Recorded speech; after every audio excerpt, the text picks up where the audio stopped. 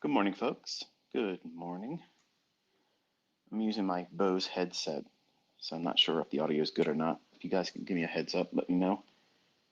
If it's not, I'll disconnect it and I'll just hold the phone next to me while I'm talking. So I'll be looking for a reply from you. If the volume's good, if the audio is good, just give me a 5x5. If it sucks and you want me to talk what I normally do with it, just let me know that, please. Appreciate it. Give you a minute or two to let me know.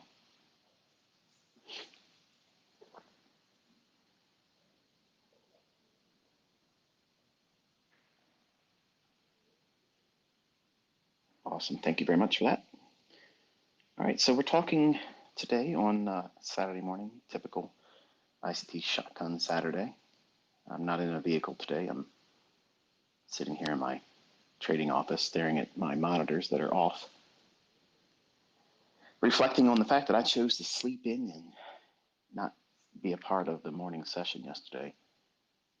And my ambitious young one took it upon himself to try to do things that he wasn't prepared to do and drive it until the brakes fall off. Wanted to impress Dad yesterday, and the other the other side of the coin showed itself and couldn't fix himself. So I spent a little bit of time in the afternoon coaching him, and I spent some time with my older students in the PM session, and kind of like wanted to show what was difficult about yesterday. And obviously, waking up later in the morning, I didn't see too much of high probability of anything. In the morning session, it was more or less seek and destroy. Higher highs, lower lows, higher highs, lower lows, back and forth. And then finally, during the lunch hour, kept pressing higher, going into that new week opening gap. Then finally closing on the high at that gap. So I want to kind of talk a little bit about what it was like when I was younger, and also what my son experienced. And in case you don't know, my son has a funded account challenge, or what's it called, a combine that he wanted to go that route, and that's fine, whatever. Never traded before, and he is one of those individuals that, like, and I mention it a lot of times, where you show somebody something, and even before you're done showing it, that you haven't even got through the entire presentation or illustration or example of it, they want to take it and try to do it too right away. That's my son. He's 100 mile an hour. He's always been that way. He was real quick to get up and walk as a baby, and once he started moving, he doesn't stop. He's just he's going. One of the things I wanted to do, but I felt that was a little bit overbearing. I wanted to have him set up the account where he didn't have access to it without me sitting there. But he's 18, and I felt that was a little out of place. And maybe I'm, trying to protect too much, but this is what I didn't want to see happen, at least to this degree. It's not terrible, don't get me wrong, because the account that he tried to work with was it's the $150,000 funded account combine. So you're not getting 150,000, let's be real, but he was able to see 153,400 something. I think that's what he said the high was yesterday. And he didn't feel that was enough. And he wanted to impress me and try to get it over 155. Well, you know what that means. You probably experienced this as well. And when I was younger, whenever I was doing incrementally good, not that I was trading great because I was new, but the times that I would get in, be profitable, and then not hold the trade because I was either nervous or I second guessed myself, I would close the trade early. And then it would run in my favor. And if I just would have held on to it, it would have hit my target, and that would have been much more satisfying. But because it didn't happen that way, And it's just a typical thing for someone that's new. So if you experience this, or even someone that's never been consistently profitable, whenever you get a win, whether it be small or sizable, you don't really feel good about it because what's happening is new to you. You don't know where it's going. So you feel like you got to close the trade prematurely because you're afraid it's going to become a losing trade. And you really don't know where it's going to go, which is the reason why I teach all of you to learn to draw on liquidity. Where is it likely to go? If you don't have that, you're going to be a victim to your own emotions and you'll psych yourself out. So yesterday morning, he got lucky on his first move. Actually made 831 on a short. Got out actually at a pretty decent location before it reversed and went higher. Now, if he was following the rules, that would have been it. That would have been it. And I wouldn't have been upset had he shown me just that, because the rules were like, I have to be there. Like, I got to be there next to you. I want to observe what you're doing. No, no, no, that wasn't happening. he wanted to he wanted to get in there and drive it. Well, he did. Went from 153.4, which was $3,400, towards the $9,000 you have to get to before you get funded. I guess that's what they call it. You pass the first phase combine. You drop down to 149,000 and some change. Now that's nothing. Literally, I mean, I could sit there with him this week and tell him, look, go here, do this, do that, do this, and he'll push the button, and we can get right back up to that pre Friday morning issue. It was very difficult for me not to go off the rails and like be more of a dad than ICT the coach. Like I wanted to tell him, look, that was not something you do, and it could have been the entirety. Like it could have been.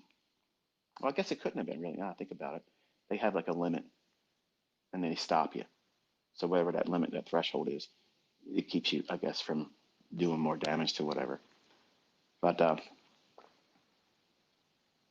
he didn't want to say anything to me, and that was the first tip off. so so when I got up and I walked out and I saw him, he broke eye contact with me and grabbed all of his his phone and stuff and started moving around. I'm like, he's not wanting to say anything to me. Eh, he he's giving me a chance to get my bearings. I just woke up. No, no, no, no. A couple minutes later, he's still not saying anything. So I know right away. Okay, what's going on? Is it the girlfriend? And no, it's not the girlfriend. Um, are we doing anything today? And I think he was hoping it was going to be the answer no. That would guess buy him some time over the weekend. No, no, we're going to look at the afternoon session. Let's, let's go take a look at it. He goes, well, I want to talk to you about something, Dad. And I was like, oh yeah, what's that? He goes, oh, I did good on the first move this morning. And I was like, you did good what? Like paper? Like you're watching tape reading? He goes, no, I actually did. It was 8:31. 8:31. Oh wow! So I'm thinking, man, all right. Even though I wasn't there, I'm a little irritated by that. But then he goes, but I broke some rules. Rules, plural. So right away I'm thinking, okay, you lost the 830. Okay, big deal. I'm preparing myself for that. No, he just says, you got to take a look at it to see it. I was like, okay. So I saw it and I was like, okay, you got to recognize this is the improper way of doing it. Number one, you're you're driving without someone next to you. Like you're under your provisions still, okay, as a trader. You don't know what you're doing. And I appreciate your enthusiasm. I appreciate your excitement to try to do something, but this isn't a video game. And you don't really know what you're doing yet, which is the reason why I'm sitting next to you, explaining to you what it is that you should be seeing. And I'm evaluating when you want to do something, when you think it's about to be there in terms of a setup, That's why you're talking to me, telling me what you think you see, because then I will tell you that's not that. Wait for the next one. That's the whole purpose of me being next to you. I'm filtering what you think you're seeing. So I'm allowing for you to see it, observe it, but I'm also canceling out the ones that aren't not good. That's the reason why you were having a 100% strike rate. That's the reason why you were going in, getting that move, and it's done, and it had next to no drawdown. You got lucky in the morning, and you had what would have been the largest win since you opened it up last Friday. You should have stopped right then and there and didn't do anything else. Why did you go back in? Now listen to the reasons, okay? I thought that it was going to keep moving and have a big range day on the daily chart. He saw relative equal lows and he wanted to see it go down to take that out. And he kept trying to do that, not understanding that we had already traded down into a new week opening gap for the week. It had multiple attempts to go lower and was failing to do that. It was the chart basically I shared on Twitter. And the range that it would return back into would be that down move. It's going to trade up into what? Buy side liquidity or premium inefficiencies.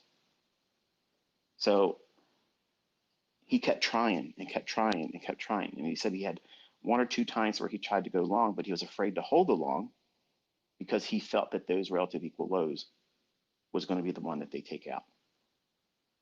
So he kept pushing, pushing, pushing, and small little incremental slices took away the 831 and then took away the week of gains and progress that we were able to put onto it.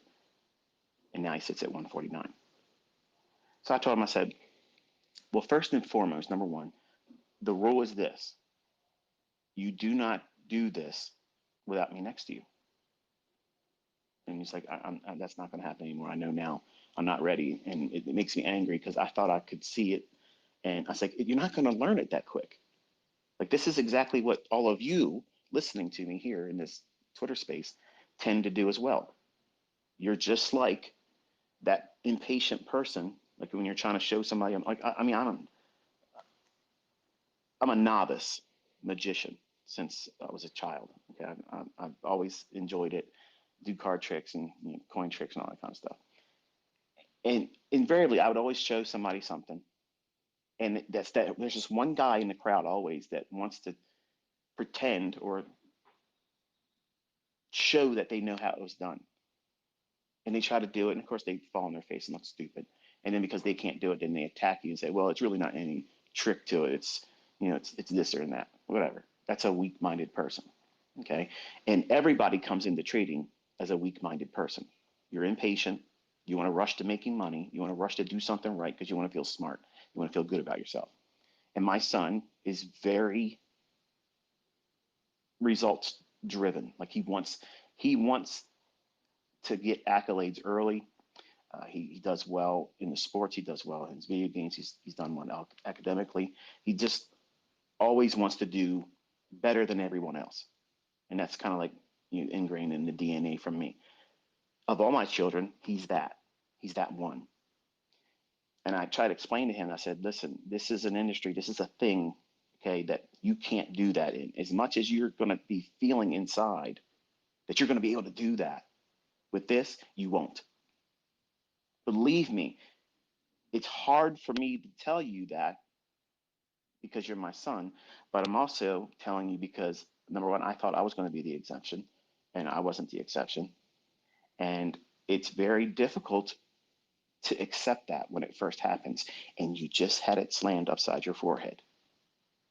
Right now, you are at that point where most traders that are coming up either go completely into tilt where they just turn into a gambler and they don't look at this as they did it, they undid themselves. It isn't a system failure. It means that that was recklessness. And you need to understand that that was recklessness. You can't do these things and expect it to come out with good outcomes. So, to be honest with you, I don't even know how to pull up, the trades. And so, if you guys are aware of how to do that, like I don't know how to go back and look at, like, if we do a trade in paper trading on TradingView or your live trades, you can see the little executions and it tells you where. I don't know how to do that with the funded accounts. So if you can help me with that, I would love to be able to go back and see what he did. But I don't have that in front of me. I just know that this is the aftermath and this is what he's done. So I gotta obviously help him next week to recoup that. But the mental aspects of having done so, he's feeling that. A little bit of embarrassment, a little bit of his pride being bruised. And as much as it is not fun to see him go through it, when I see some of you come out and say, I did this to myself and I knew what I was doing was wrong, but I still did it and I feel like crap. And I always try to tell you, look, chin up. You just, this is normal. Everybody goes through it. It's true still with my son, but it's different because it's my son. So it's a little weird. I kind of anticipated this coming because I'm pushing him into settings where that's going to happen. But I was hoping it would happen right where I was sitting next to him, and his overzealous nature, he just did it and I wasn't there. So, which is fine. I mean, he's 18. It's his prerogative. He can do that. But I told him, I said, listen, if you want to learn how to do this, you have to submit to this process that this is the way I'm going to do it with you. Otherwise, I'm going to leave you to learning it from the videos alone. Now, I'm not really wanting you to go through it that way. It's not going to be the same as if me sitting next to you and I'm going to filter it and explain it to you. You'll be able to have that advantage that I'm not making available to everybody else because I'm not obligated to all of you. But I feel obligated to him because he's my son, he's my offspring, and I want him to be equipped to be just like and better than me. So he's had that first experience of undoing himself. He feels the shame, he feels the remorse, the regrets, and I want him to understand that that's normal. So you're going to have times when you're just going to do it. You're going to do that. You're going to feel confident about yourself. You're going to be overconfident. You're going to have a losing trade, or you'll have that experience where you made money. It felt great. You want to do it again because you feel like it's going to move even more. And then you try to go back in again and it's not doing what you want it to do. And then now you got to go into fixing. You're starting to put fires out that you started yourself. But you don't realize it's not water that you're pouring on the fire. You're pouring gasoline on it. And it accelerates. And that wildfire spreads and it eats into not only the gain that you were unsatisfied with, but now it starts eating into equity that you worked hard for to build up, and then enter into drawdown. And that threshold, it's okay to lose what you made on a trading day. It's easy to tolerate that. It's just frustration. Yeah, it sucks a little bit.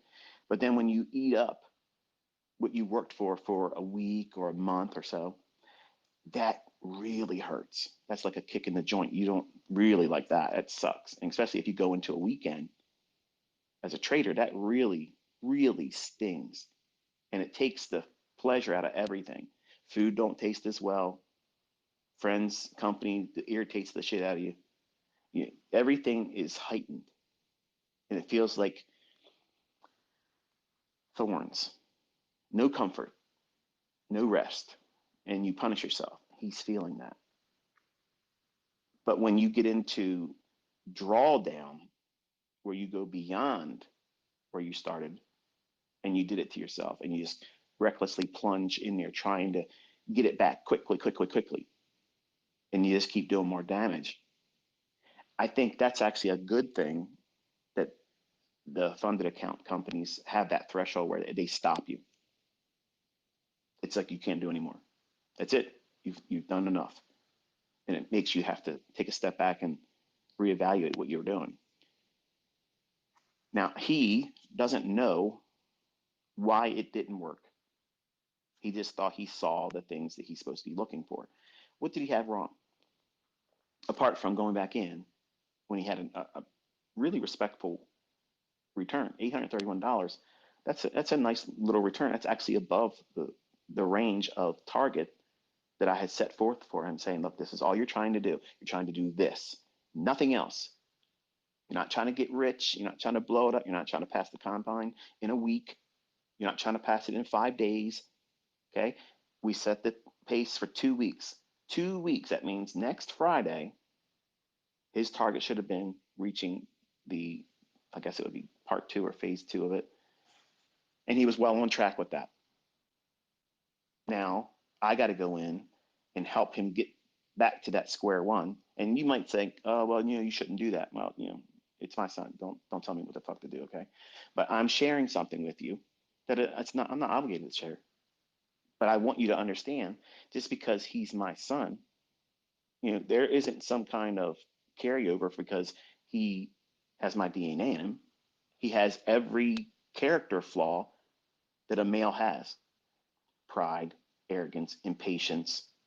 He wants to flex. That's in him. He's rushing to be able to flex. And now he's wrestling with that now. He's like, I blew it. And now I feel bad because we worked several days, and then now I got to go back and do that all over again. More specifically, I got to hear you tell me that it was my fault when I already keep telling myself inside my head it's my fault. Well, that's all part of it. You have to feel that pain.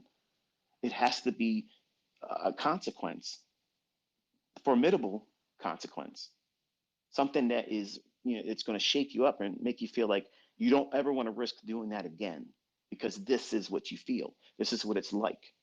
And all that work that you went through the first time, where it felt effortless, it felt fun, it was an experience that was enjoyable.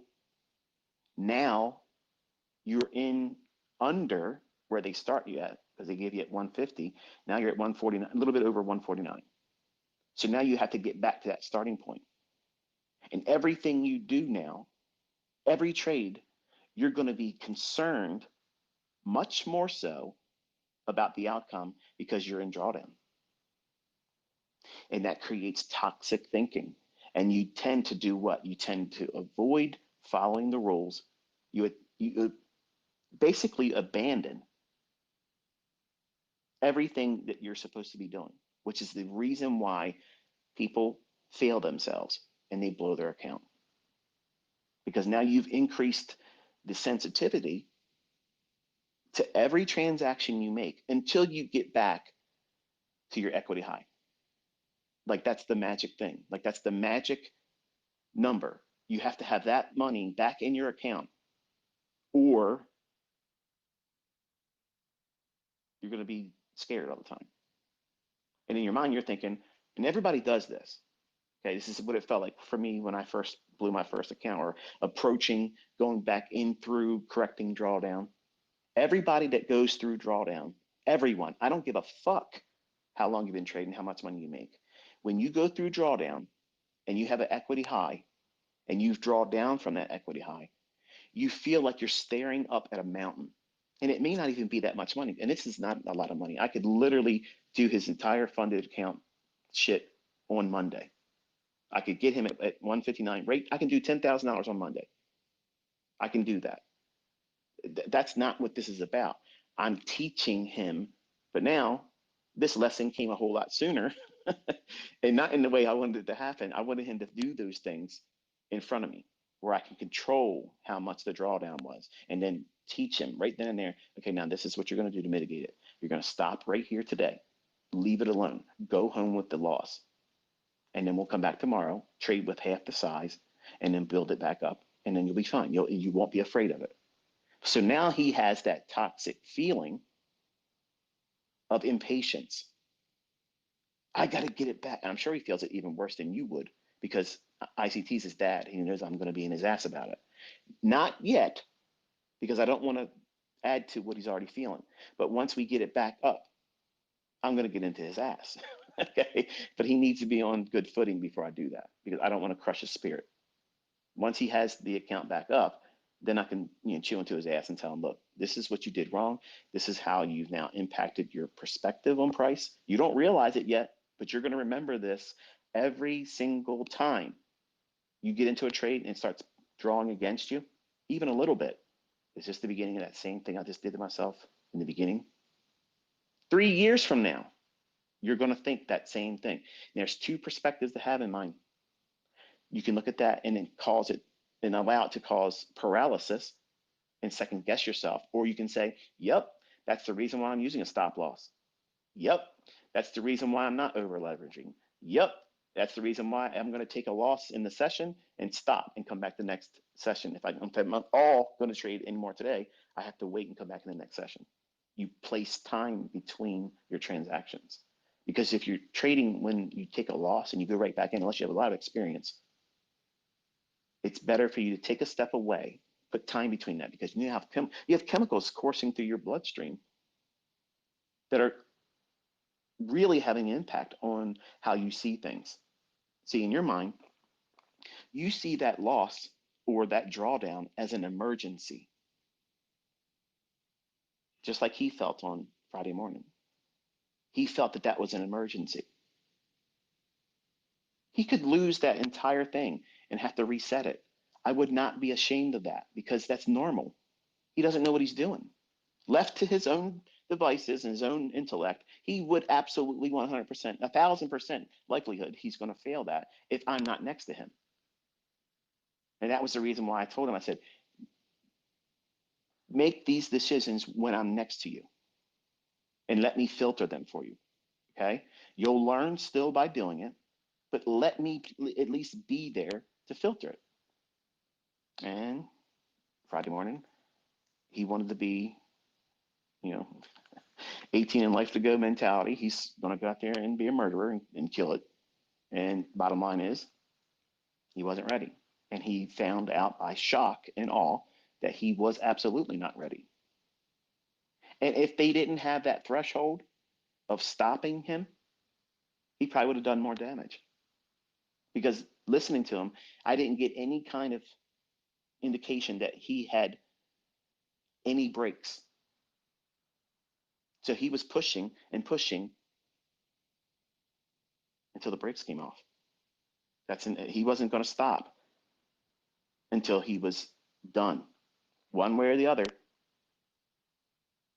And that's exactly how all of you, and that's exactly how I was as a 20-year-old when I was blowing accounts. That's exactly what it was like in my head. I'm going to push this bitch until the brakes come off.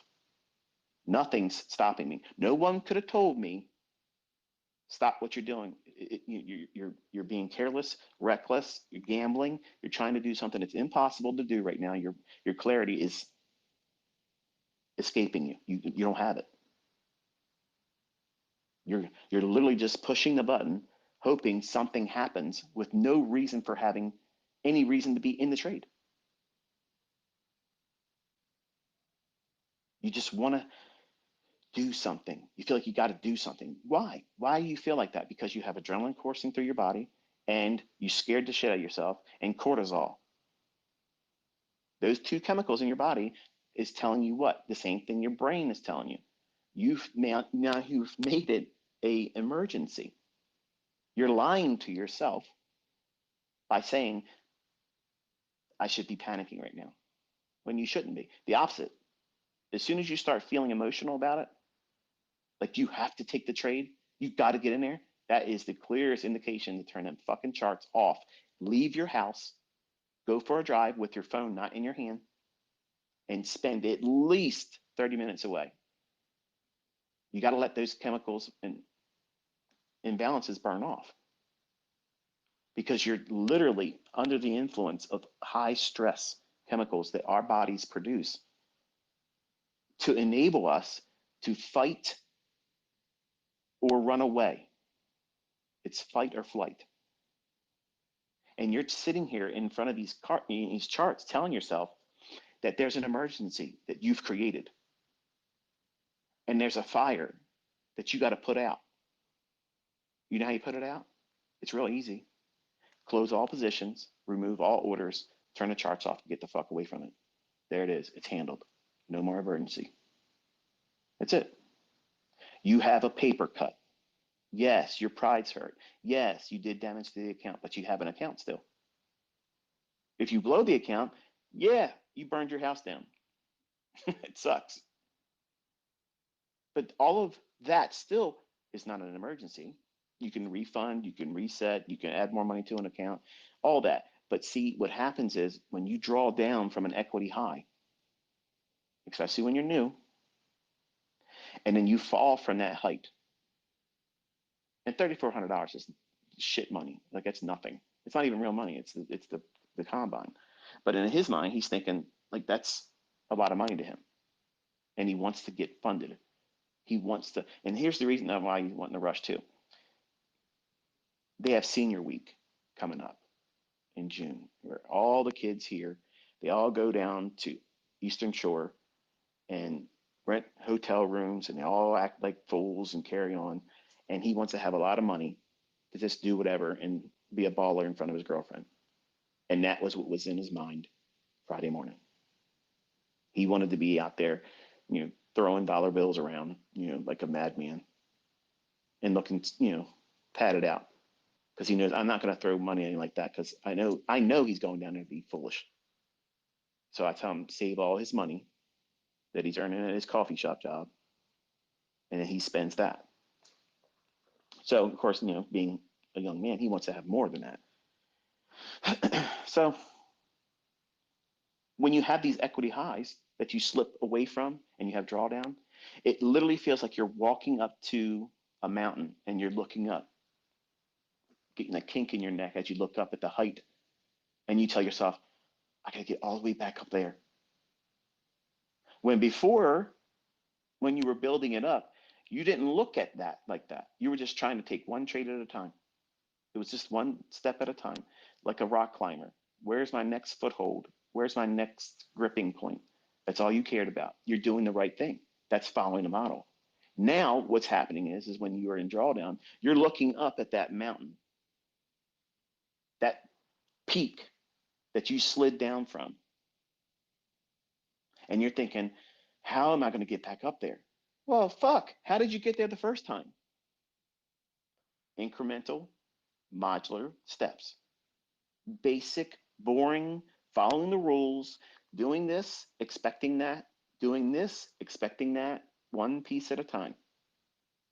Think about it. Before you go into drawdown, you're not trying to do crazy shit. You're just trying to do what's the next trade. Do that. Stop. Make your money, be done, turn the charts off, wait for the next session, wait for the next trading day. It's business. But now you're looking at that same business that you now have a loss. You're in drawdown. You're looking up at that old equity high, and you're telling yourself, this is going to be so hard to get back up to that. I just want to get through it really, really fast. And you're wrestling with these impulsive feelings that you got to get in there and just do really big trades because you just got to get through it. The quicker I can climb back up there, the better. When that's absolutely the worst mentality to have. You need to tell yourself the same thing you did before. I'm going to find my next setup based on the model. I'm going to risk less money. I'm submitting to the idea now because I have to do this at a longer duration. I've pushed my finish line further away from me in time because I've created this drawdown. The drawdown is not it's not an end of a career. It's it's a struggling point you have to wrestle through, yes. But the wonderful thing is once you go through that first drawdown and you mitigate all of that, but you do so correctly. The worst thing you can do is go in there and YOLO, you only live once type trading, to try to get it all back in one, fell swoop. It's over. Because what you'll think if you are able to do that by luck is that you're better than you really are. And that drawdown has not had any lasting impression on you to prevent you from being reckless in the future. So you're looking up at that peak, that equity high that you drew down from, losing trade here, losing trade there, and now you're in drawdown. You're not to look at that and say, I got to quickly get back there. No, you don't. Because when you were taking your trades that got you there, you didn't say, I have to be there by this day. Nobody had that mentality, that mindset. When you were getting to that equity high, you were just taking one trade, next trade, next trade. That's all you're doing. But now, because you're in drawdown, your whole entire perspective about yourself, your abilities, and how it is that you're going to get back up there is completely distorted. That's what makes drawdown become a blown account. Not understanding that mentality that you're now holding is extremely fragile. It's so brittle that the next trade you put on, you're going to be so hypersensitive to every little fluctuation that it's going to make you scared.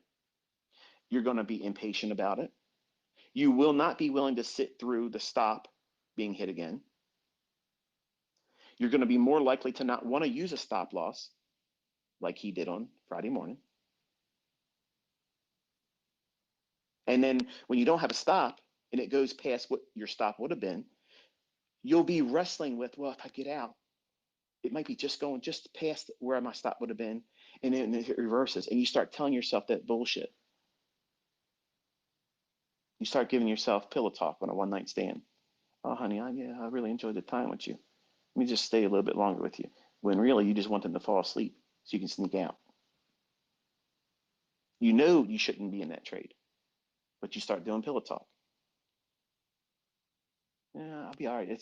It's probably going to turn around. And the whole time it's just going deeper into you, running that sword deeper into you, and more damage is being done. And then finally you can't handle it and you get out. And then it moves in your favor. Not because your trade would have panned out, but because it's simply just doing something else. But your mind's going to see, oh, see, I did it wrong. And now you're going to go in there and chase it again. That's exactly what goes on in every trader's mind. When they're in drawdown, that's exactly what it is. So the only thing that is actually good about this is it happened on a Friday. So it forces 48 hours of decompression. You have to take time. You have to reset yourself. You got to remind yourself with positive self-talk that nothing has changed. These markets are still going to book the same way they book all the time. They're going to run for liquidity. They're going to go from premium to discount, discount to premium. They're going to run to inefficiencies. Everything's going to operate on time. You just did something incorrect. In this moment, because he's new, he doesn't have but just a couple of days of journals to look at. So he doesn't really have a plethora of experience of leaning back on when it was good. This is why it's essential for you to be demoing, well, not demoing, to be journaling. That way, when you start practicing with forward testing and you feel like you have encountered a period where maybe they changed the algorithm, they're not changing shit, but you'll feel like everything's broke because you're just doing it wrong. And you'll feel depressed. You'll feel like you're not getting it. You go back to your journal and you read those entries where you saw this coming. The chart looks like this, and you feel better about it. And it gives you the motivation. It cheerleads you through it. He doesn't have that.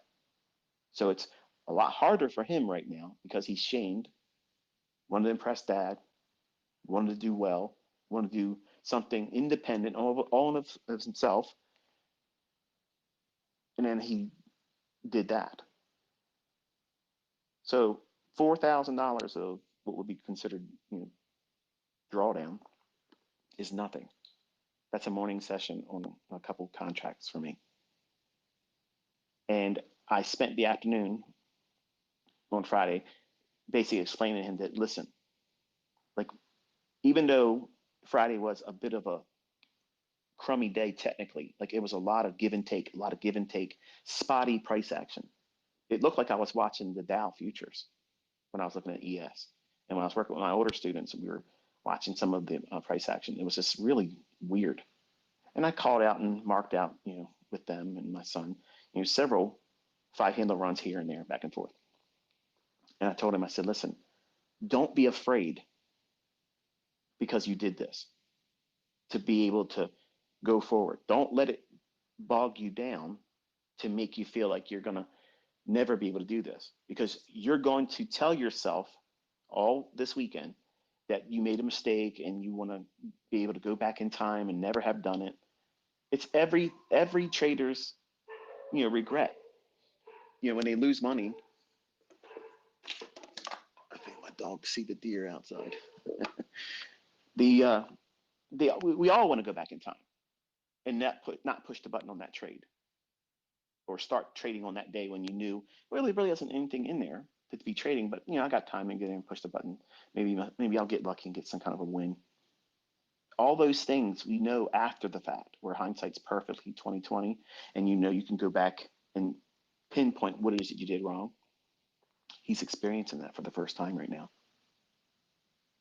He's having to come to grips with nobody did it. Nobody did it to him. And he's looking for some way internally how he can take the responsibility and place it on something outside of himself.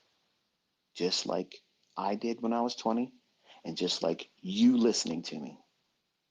Even the people that say I'm a fraud and my stuff doesn't work, that shit's the truth about you too. You want to find some kind of external reason why you fucked up because it's uncomfortable.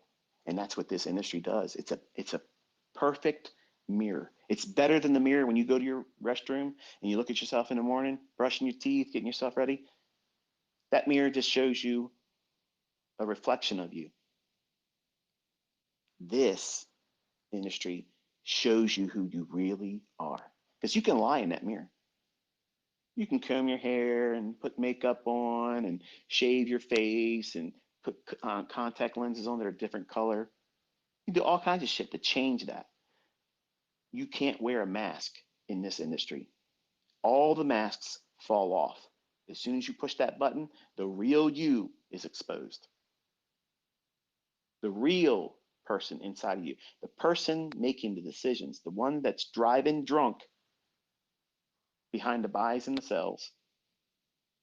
That's it. That's the person that's responsible. And that sometimes is extremely difficult for an individual to take. It's extremely stressful. It's alarming sometimes when you discover, wow, I don't really have it all together. I thought I had it figured out. I had all these things, planned with all this success. And then when you put that trade on and you wrecked yourself, and then you tried to fix it, not knowing what it is you're doing, and then becoming impulsive, instead of realizing that, okay, I caused this situation, let me take a step back and slow down. That doesn't happen. It's speed up, do more of the same stupid stuff, and get worse. Why do you do that? Cortisol, adrenaline, and not knowing what you're doing. Remember, in your mind, it's the equivalent of you standing in your house with every wall on fire. The room you're in is filling up with smoke. It's an emergency. Outwardly, someone looking at you, they would never feel like that's what's going on inside your head. They happen to walk by, look at you at your trading desk. Yeah, you're in drawdown. Maybe you're not smiling, but they don't feel like you're going through any kind of emergency. But inside, the whole fucking world's coming to an end. And then what are you doing? You're trying to put out all those fires. That's what he experienced. That's what I experienced every time I blew an account. That's exactly what you experience all the time too.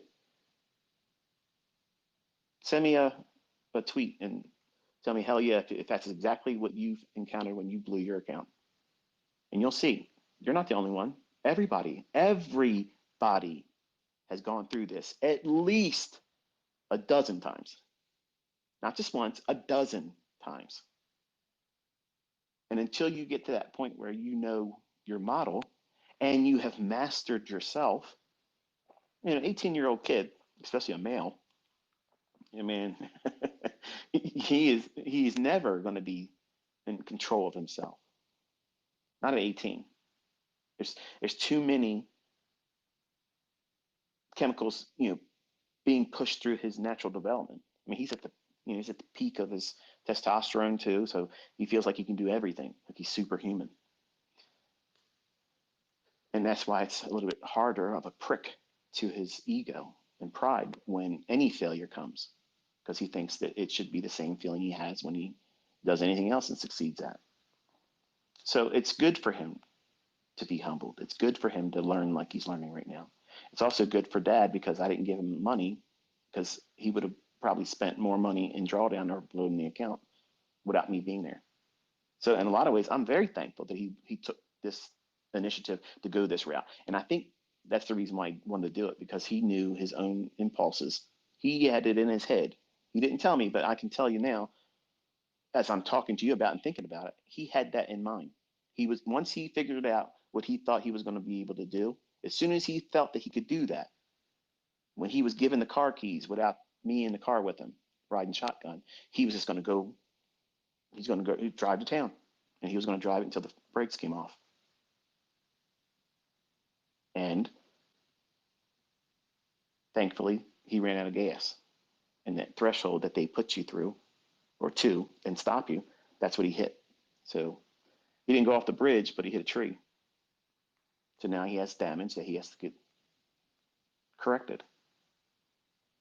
Still has the car to drive, 149,000 of that funded account thing, but I think it's like 147 something. Okay, but he has to be very careful.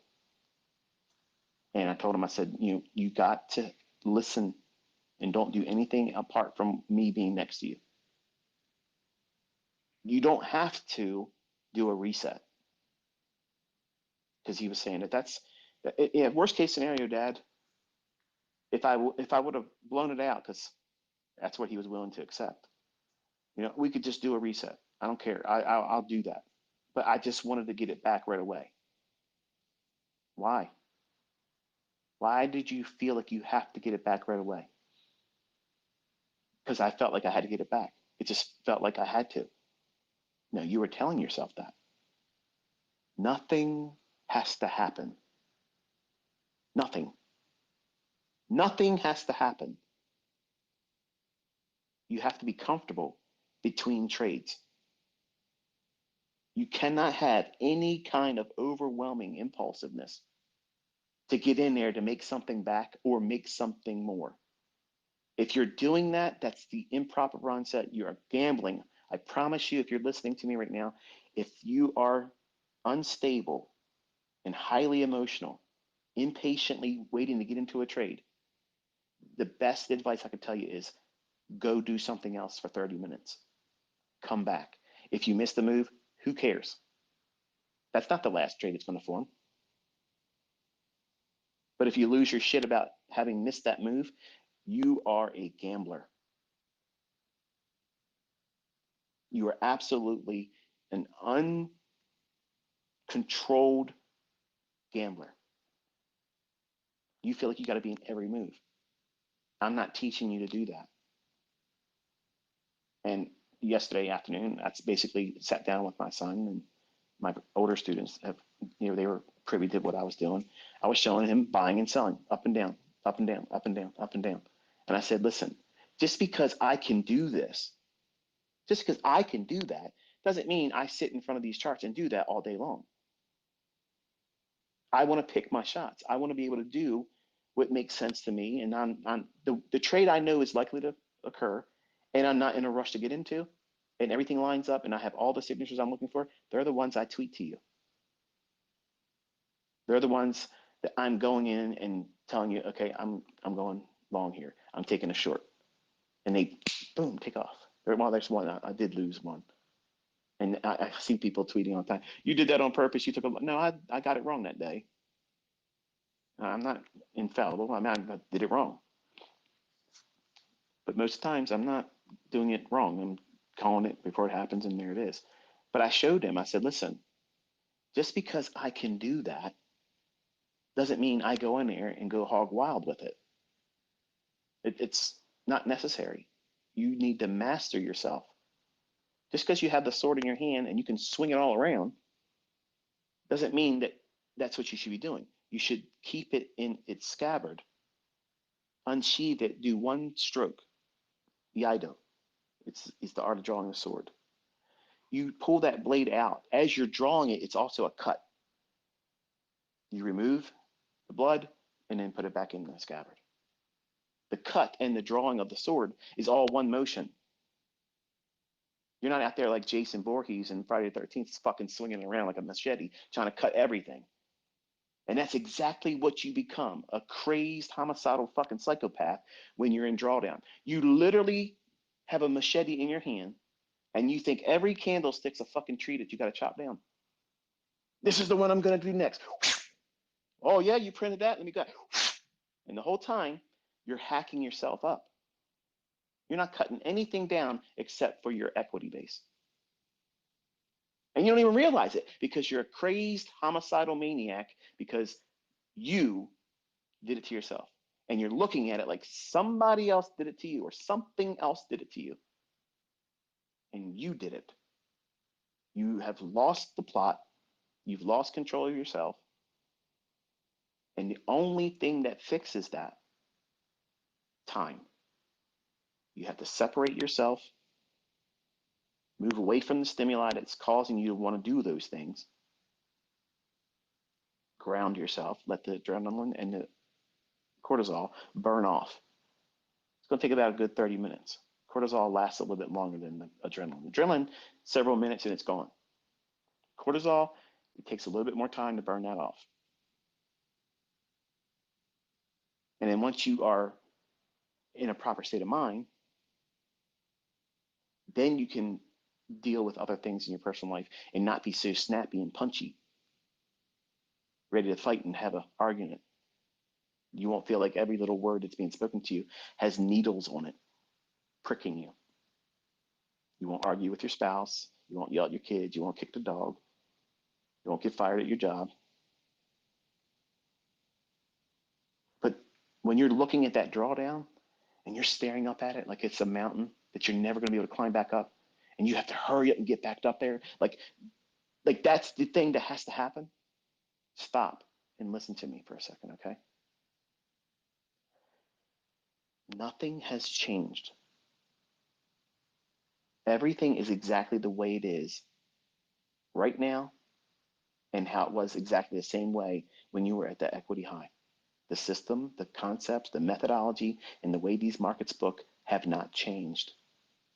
The only thing that has changed is your perception about yourself, your own ability, and what you're going to do next. See, you have a sense of heightened concern. You had a house fire. You want to hurry up and get your house restored. Does it happen like that in real life? No. You lose some things that you can't get back. That sense of I'm doing everything right, this feels great, this is a lot easier than I thought it was while you were making that equity high. Now you have loss. You didn't need to second guess yourself in the beginning, but now you have to second guess yourself. Am I going to do that to myself again? What am I going to do? If this trade turns against me, how am I going to feel? See, now you have that in your mind now. And you're feeling it when you don't know how to trade, which causes a great deal of anxiety, performance anxiety. And it's easy to talk yourself out of ever staying with this when that happens. And a lot of people quit. A lot of people quit, but still push the button because they can't take themselves away from it because they're in a state of mind, they're impulsive, they're reckless, and they just aren't willing to wrestle themselves into discipline. They've already quit Subconsciously, they know they're never going to be able to do it, but they just want to push the button. Much like I mentioned before in a Twitter space, and I think I talked about it one time on a YouTube video lecture somewhere. On my first year honeymoon, I told you I took $100. That's all I had to take input into a, what do you call them? The slot machines. I could have brought more, but all I wanted to bring was $100 because I knew the chance of me making any money off of that is next to none. So I limited myself to $100. And I tried eventually, after being there for hours, trying to lose the $100. Like I was down, just wanted to be done with it, but I didn't want to walk away because I was like, this is stupid. Like I just want to lose it and be done. That's exactly what happens when you trade with the state of mind that my son has right now. You want to be able to say that you got pushed out of it by some external force. Yeah, stupid brokers. Yeah, the stupid market makers. They did it to me again. They got my stop. Oh, because then it makes it a lot easier to deal with. You didn't mess up. It was somebody else that did it to you. You didn't do anything wrong. You did everything wrong. You did everything wrong. And you have no sense of responsibility. And unfortunately, in this industry, responsibility is always yours. It's yours. It's not mine as the mentor. It's not your broker's. It's not the funded account company. It's not the company that you keep. It's not your spouse. It's yours. And some people that come into my fold or in this industry don't ever have the responsibility that's required to be a trader. And when they're first introduced to that necessity of having responsibility by having losing trades, when they did it to themselves, oh, this stuff doesn't work. It's a fraud. It's a scam. Despite how many times have I shown you beforehand what's going to happen. You've seen me executing trades. You have seen me use a live account. It's on my YouTube channel.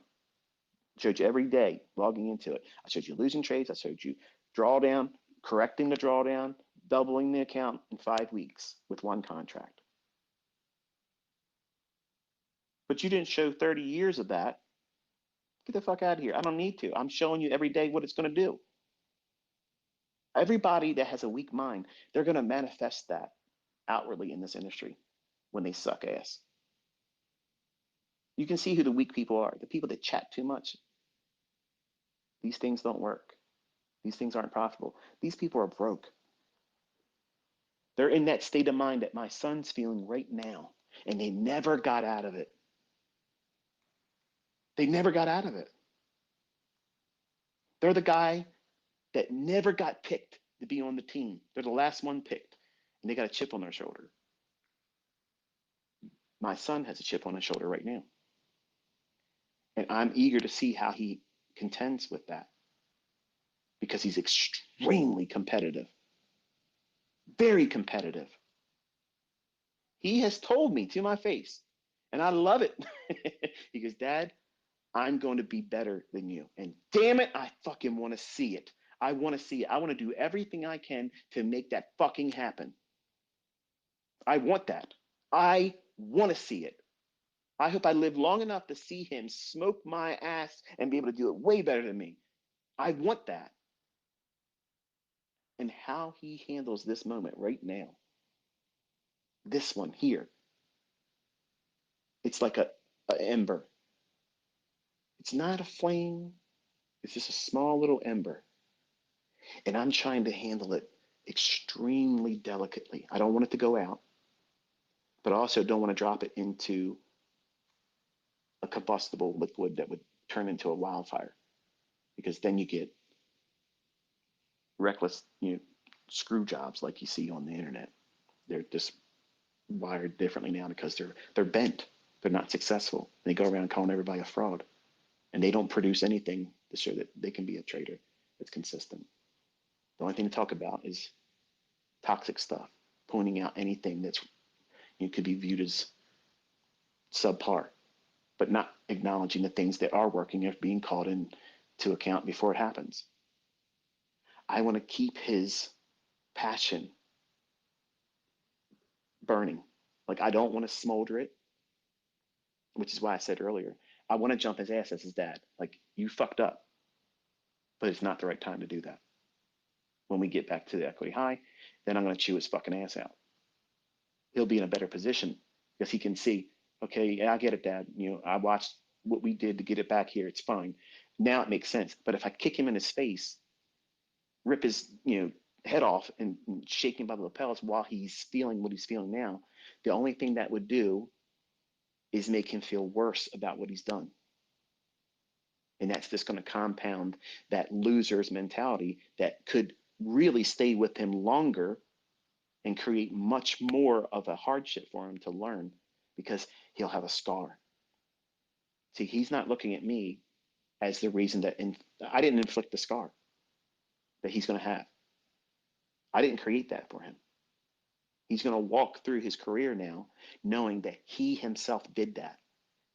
So I'm allowing this condition to do what it does in everybody, but also I'm going to coach him, encouraging him along as his dad and also as an inner circle trader. Yes, it sucks, but you got to fucking suck it up, Buttercup, because this is exactly what it's like the rest of your fucking career. When you go into drawdown, it is never fun. It's not fun, but I'm not, oh, I'm going to lose my mind. I'm losing money. I have a losing trade. Oh, this sucks. Fuck that. Okay, I got that one wrong. What am I going to do next? Done. Handled. I have a process. He doesn't have a process. You didn't have a process when you went into drawdown, and then when you eventually blew your account, you had no process. You were in that burning house, and you were trying to put out the house fire because you didn't want all of your loved ones' things and your things, the things that you treasure in your life. You didn't want to see them all go up in smoke because you can't replace them. That's exactly what you're thinking about with that equity high. You think that's a family heirloom that you can't replace. The fuck out of here. That thing is something that you're going to go past. All this is a slingshot. Drawdowns are a slingshot. You go up to an equity high, you draw back to get more energy, and then let it go. Boom! New equity high. Eventually, you draw down again. Okay, that's no problem. I'm drawing down like a slingshot. And then, boom! New equity high. That's how this shit works. But when you first encounter it, you've been driving, you're doing right, everything correctly, and then all of a sudden you did something silly, you did something stupid, you pushed it a little too much, and you have a losing trade. Okay, stop. Don't go back in. Wait till the next trading day. Give yourself some time. Remind yourself outwardly with your own mouth speaking it. Tell yourself there is no emergency. This losing trade is not an emergency. This is not something that I have to contend with immediately. I don't have to put this out as a fire. It's not a fire. It's a flat tire. It's not a barbecue. Your fucking car's not on fire on the side of the road. You had a flat tire. That's it. Change the fucking tire. That's all. Change the tire and get back on the road again. You can't do that if you melt the fucking car down with a car fire. You just can't do it. You have to get another one. Either reset the account or refund your account. That's not fun. It's expensive. So to avoid that, just let it be a flat tire. Stop. That's one losing trade. Okay, now you're angry. You're pissed off. Are you in the right state of mind to take a trade? No. So you have to have that as a process. As soon as you take a losing trade, boom, stop.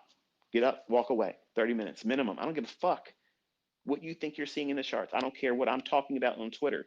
Oh, it's going to be a big day. It's going to do this. It's going to draw here. Stop. Turn my ass off on Twitter. Don't look at social media. Turn your charts off. Leave for 30 minutes. Minimum. And when you come back, if you feel impulsive, like you got to be doing something, you are in a gambler's mindset and do not absolutely touch anything. But it's hard to pick up on all that unless you put some time. between your loss and your next entry. I promise you, your next entry is going to be impulsive. It's going to be just reckless, stupid shit. Everybody does that. Everybody does that on their first drawdown. Everybody does it. It's weird. I literally, it would be amazing if people would do a testimonial and say, yeah, this is what it was like, and try to walk everybody that would be willing to listen to it. I love it. Like, I would love it if there would be a channel on YouTube. I'm willing to be the one to do the first submission to it. What it was like on my first losing trade that took me into drawdown and I blew my first account. I would absolutely have no problem doing that with the expectation that other people would do it too. And you know, you would hear, it would be like someone saying the same thing from the same fucking script. It's amazing how it always happens. It's the same shit. What goes on in our mind, what we're thinking, what we're fearful of, what we have to do right away. It needs to happen right now, for fuck's sake. I got to get my money back. No, you don't. No, you don't. You don't need to do that. But you do when you're live streaming and you got to make yourself look smart. You're going to prove to the world you can trade better than ICT. Fuck, maximum loss day. That was insane. Man, I wish he'd start YouTube and live again. Missing it. But the point is this. My son wrecked himself. No problem. You got a flat tire. You got a fender bender. It is what it is. Dad knows how to fix that. No problem. But I can't fix what he's holding on in his brain as things to worry about, what to focus on. That needs to be guided, instructed, navigated with proper encouragement, but still allowing for that sting. I need that to be there for at least another week or so. Like, he needs to fear himself, not the market, because that's what it's like when this industry puts you through something like this. It exposes you. It doesn't make your method, the teacher that taught you, the concept itself, it doesn't make any of that any different than what it was before you did something improper.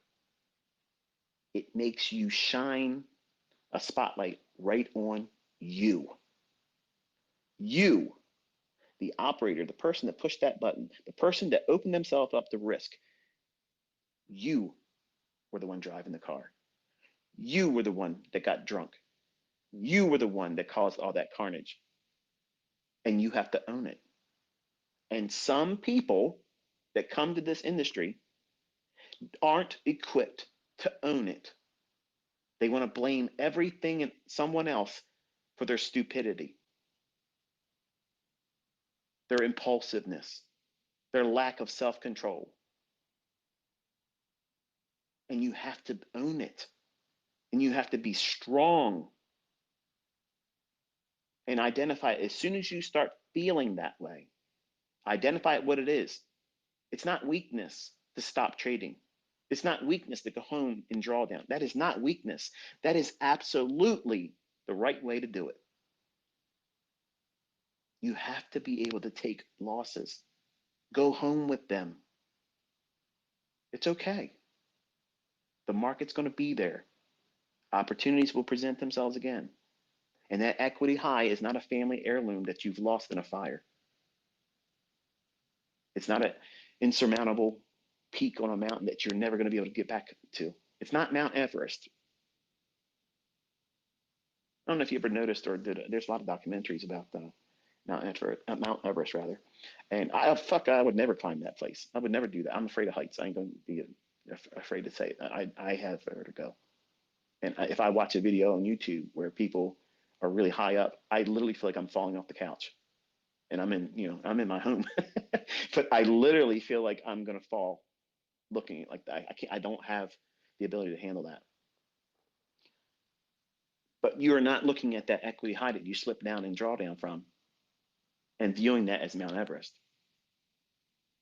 And listening to the documentaries about Mount Everest, there's a lot of people that climb up there and die up there.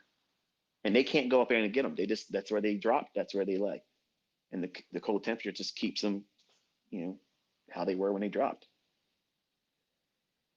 Just because you want to climb back up there again, you don't want to die on the ascent, much like a lot of people do trying to climb Mount Everest. Healthy, fit people have died climbing up there. They went too fast.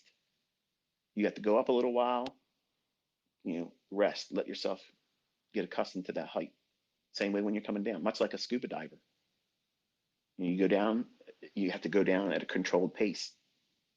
And you got to come up a controlled pace to allow the blood to regulate. Otherwise, you'll get the bends. And that's not fun. But that equity high that you fell from, you're going to go there again, but you don't have to go there right away. It's just like when you went to your favorite vacation destination. You went there, the drive was great. You couldn't wait to see the new equity high in your new trades. Okay, great. You get a new equity high. Wonderful. You show your wife, okay, big deal. It's a new high score. And then you want to impress her. What do? Take the next trade because you feel like you're right there. It's almost at that target I'm looking for. This is another thing I'd like to see. How many people did their ass in when they were just trying to get to a target that they had already assigned? Like, I have to get to this level. This is my target. And they may have got out of a trade that just fell short. Like I'm talking like 20 fucking bucks, something so simple like that.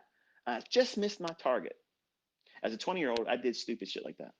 I was trading copper one time, and I literally fell short of it one point, and that would have been the number that I was aiming for.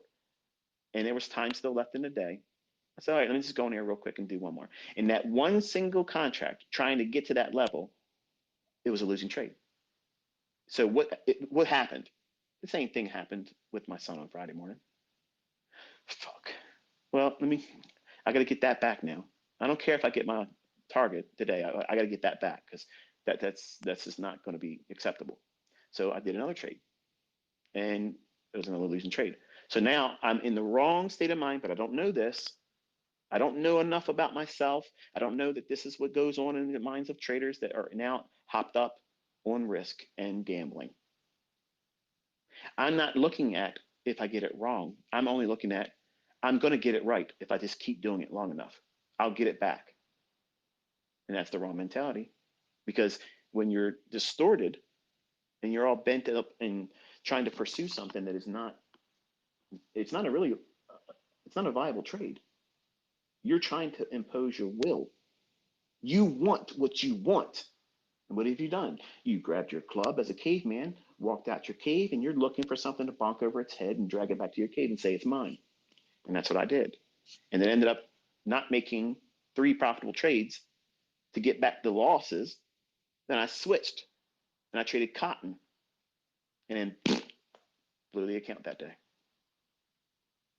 All because I had a target that I was just 1 point away from. And I felt so certain that it was going to trade to that level and allow me to get to it. It was a pursuit to have my will,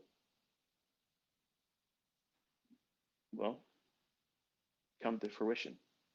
Not, is there really a trade here? is there really a trade here that makes sense? No, absolutely not.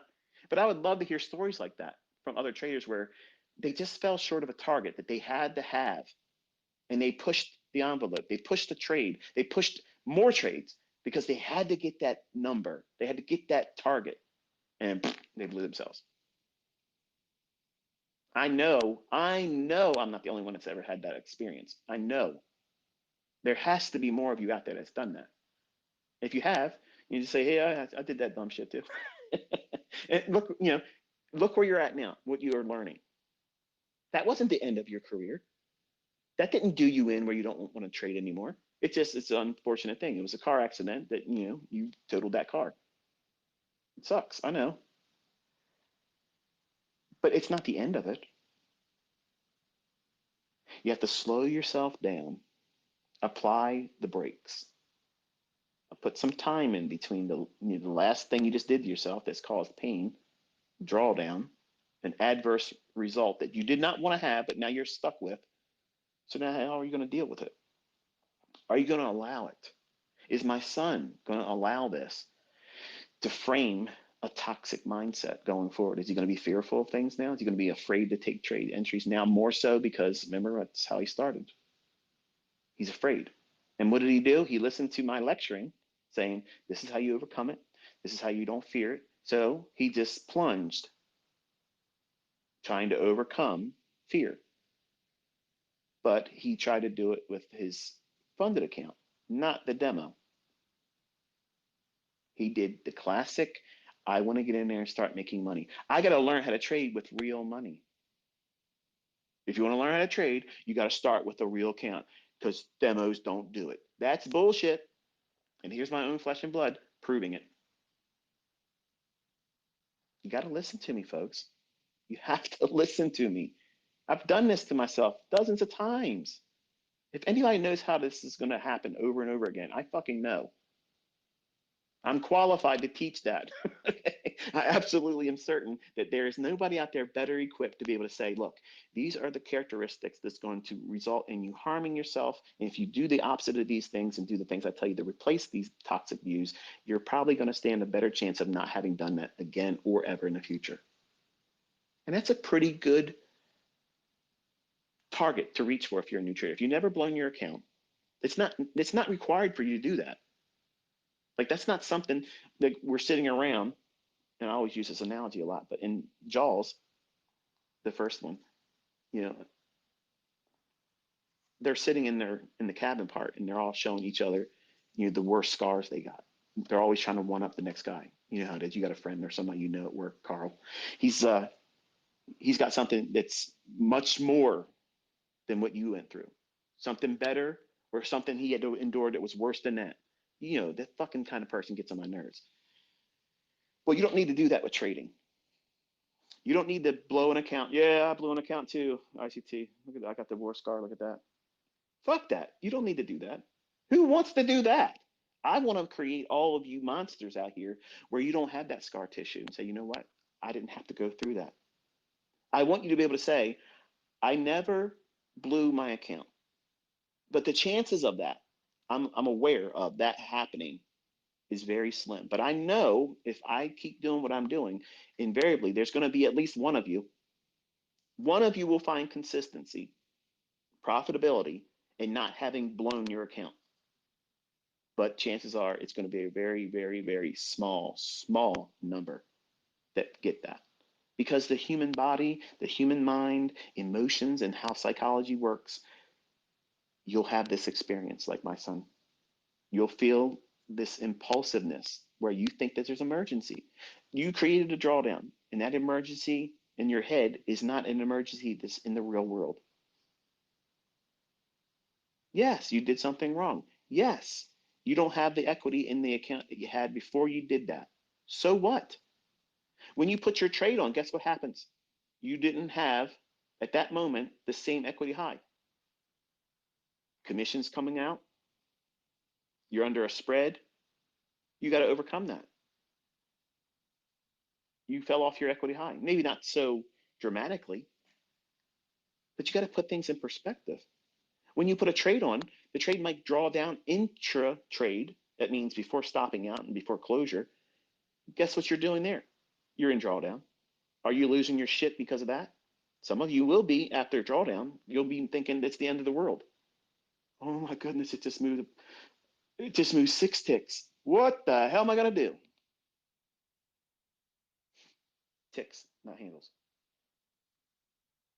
But you'll be so sensitive, hypersensitive to that. And it's hard to wrestle through that. I cannot, as a mentor, listen to me, folks, okay? This is the reason why I teach this way. I cannot, as your mentor, I can't fix what you do to yourself once you get in that mind state, or state of mind, rather. I don't have a way to fix what you have done emotionally and psychologically to yourself and how you're thinking and how you're talking to yourself. I'm not in your head. I don't know what you're saying to yourself. I don't know what you're convincing yourself was the real culprit that caused you to go into drawdown. But I can promise you this, it's not the things that you're thinking at that time was the real catalyst. It's not me, it's not the concepts, it's not the market, it's not the dealer, it's not the broker, it's you. It's always going to be you. When I got my CDL, a commercial driver's license, as a younger man, one of the lessons that you learn as a commercial driver is as soon as you get in a car accident, you are absolutely the reason why the accident happened. That you're the professional driver. And if there's a lawsuit because you caused an accident or you were part of an accident, lawyers love when there's a semi truck, a commercial driver involved. And they want to go through the whole process of looking at your logbook. And if your logbook isn't up to par, if you fake a logbook or if you do two logbooks, because back in the days that's how it used to be, and you could run illegal long term and or not long like long haul, and you could do a lot more hauls, which were illegal to do that. But long story short, they wanted to look at your logs. And if you lied on your log and you're saying that you were here at this time, you came on duty, started driving at this time, but you are further away from that, that lawyer has a slam dunk case because he's saying, here's your logbook where this is a federal document now. Like you are logging this, much like an airline pilot. Because when you're driving a tractor trailer, this shit is a airplane on the ground without wings. So everything you're doing with this machinery is regulated. So if you're lying on your chart where you're doing your change of duty status from off duty, not driving to driving, and you're speeding, and you've been speeding for a while, and you cover a lot more distance. If you get pulled over or have an accident, the trooper or the person that's going to be able to look at your logbook, he sees that there's no way where you came on duty and where you are right now, there's no way you could have done that. So he has a slam dunk case as a lawyer, because if I was the lawyer, I'd go and say, okay, listen, you're absolutely at fault because by your own testimony in your logbook, it states that you were coming on duty in this town of this state at that time. How the hell are you able to be in this accident? If you came on duty there, that means you were speeding. If you're going to go into court in a situation like that, that lawyer is going to win every fucking time because he's going to say, if you were really doing this, this accident never would have happened and my clients wouldn't be injured or have their property damaged. And that's exactly what happens to tractor trailer drivers when they go to court. The lawyers always go through the logbooks because it's a slam dunk, guaranteed that they're winning. And the driver may not have been the real reason for the accident, but because that tractor trailer is in part of it, they're going to get it. They're the professional driver. The common driver, the four wheelers that they're involved in these tractor trailer accidents, they're the ones generally are the ones that are causing the accident. But because they don't realize it takes a football field for a tractor trailer to come to a complete stop, they do their brake checks into a tractor trailer, which is fucking stupid. You don't realize that that's the reason how these trucks are not trying to run people over. But when someone gets in front of them and do dumb shit, they can't just stop these vehicles. It takes time. And they also want to live. They don't want to do something stupid and cause a jackknife and then they not only kill themselves but other people. And you're probably thinking, what the hell is this got to do with anything? The point is responsibility. Responsibility. Just like a tractor trailer driver, a commercial driver has to have full responsibility. Once they start that vehicle and they start moving it, they are at a higher level of accountability as a driver than you and I that drive around with a common Class C license. I don't have a Class A anymore. I gave it up years ago, but I wanted to keep it because if I got an RV with air brakes, but my Class A doesn't have air brakes, so I don't need to keep it. And I have no interest in ever getting it again. But you have to be responsible. You have to know that when you cause this damage to yourself, you own it. And some of you, just like some of these tractor trailer drivers, should not be drivers. They're reckless. driving and texting and doing dumb shit. And I did that stuff. I literally drove a truck with my left foot on the steering wheel, eating ramen noodles over the Key Bridge with high winds. And I was steering with my foot, eating ramen noodles. Why? Because I thought the fucking world was never going to be able to touch me. I was 20 years old. Everything was, whatever. And I'm trying to trade the markets like that. A cowboy. Cowboy up. Now looking back at it, it scares me to think the dumb shit I did, which was reckless. And I had people calling into my company I was working for saying, your driver is driving down the road with his foot on the steering wheel steering and he's eating a bowl of cereal, which it wasn't cereal, it was ramen noodles. But the point is, I told my boss then, Glenn, he was like, hey, are you doing that? I'm like, yeah, but I wasn't eating fucking cereal. So the point is, I owned it, right? But it still doesn't change the fact that it was reckless. It was reckless. A high wind could have took me, into the other lane, and I could not have not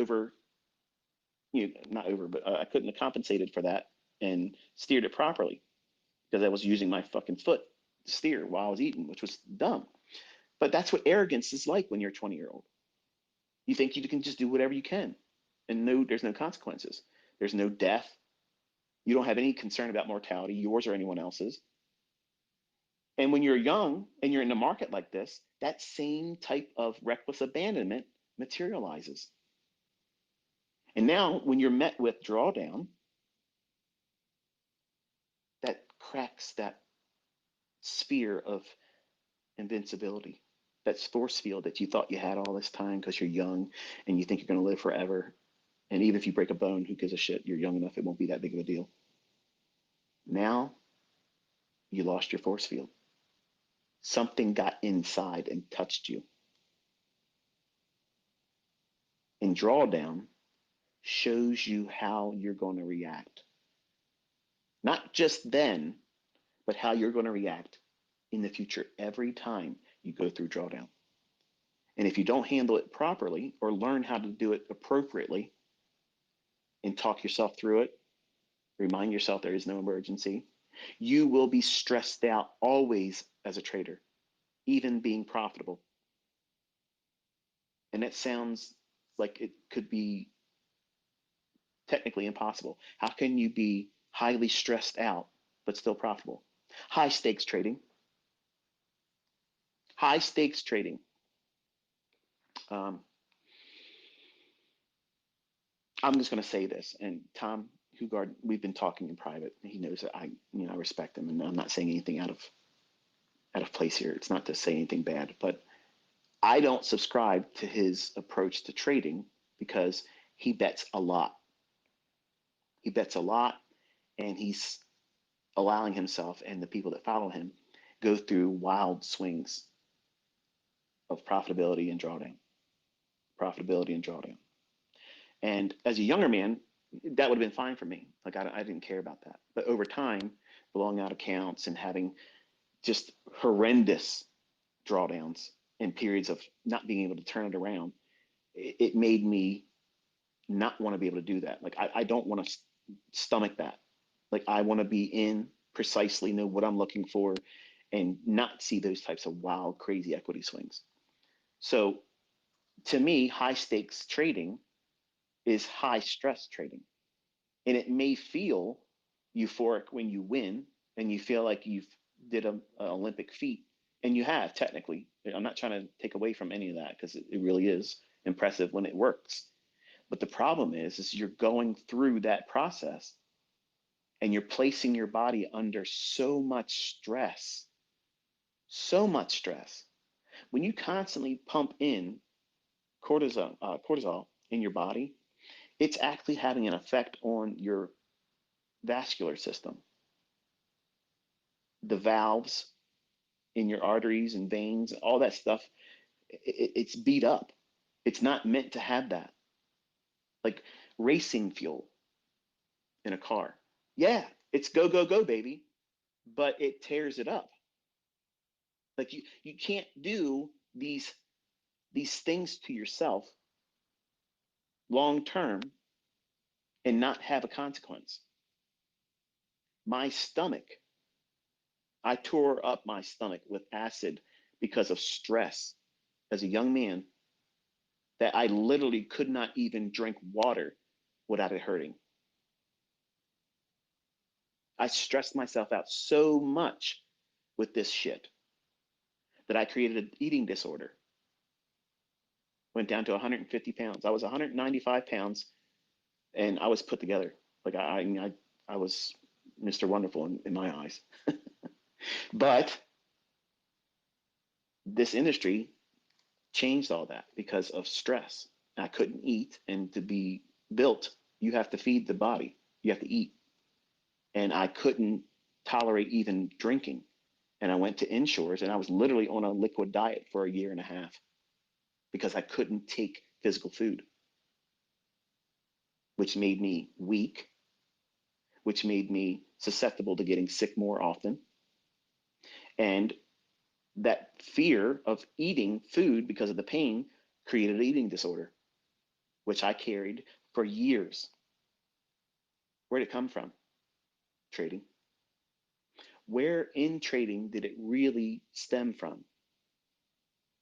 Doing stupid shit that I tell you to avoid, but no one was telling me because I didn't have anybody like I'm talking to you. I didn't have that. And some of you folks that are listening to me that say, this guy fucking talks a bunch of bullshit. He talks too much. He's going on with all this horse shit. Get to the point. The point is you're fucking not ready.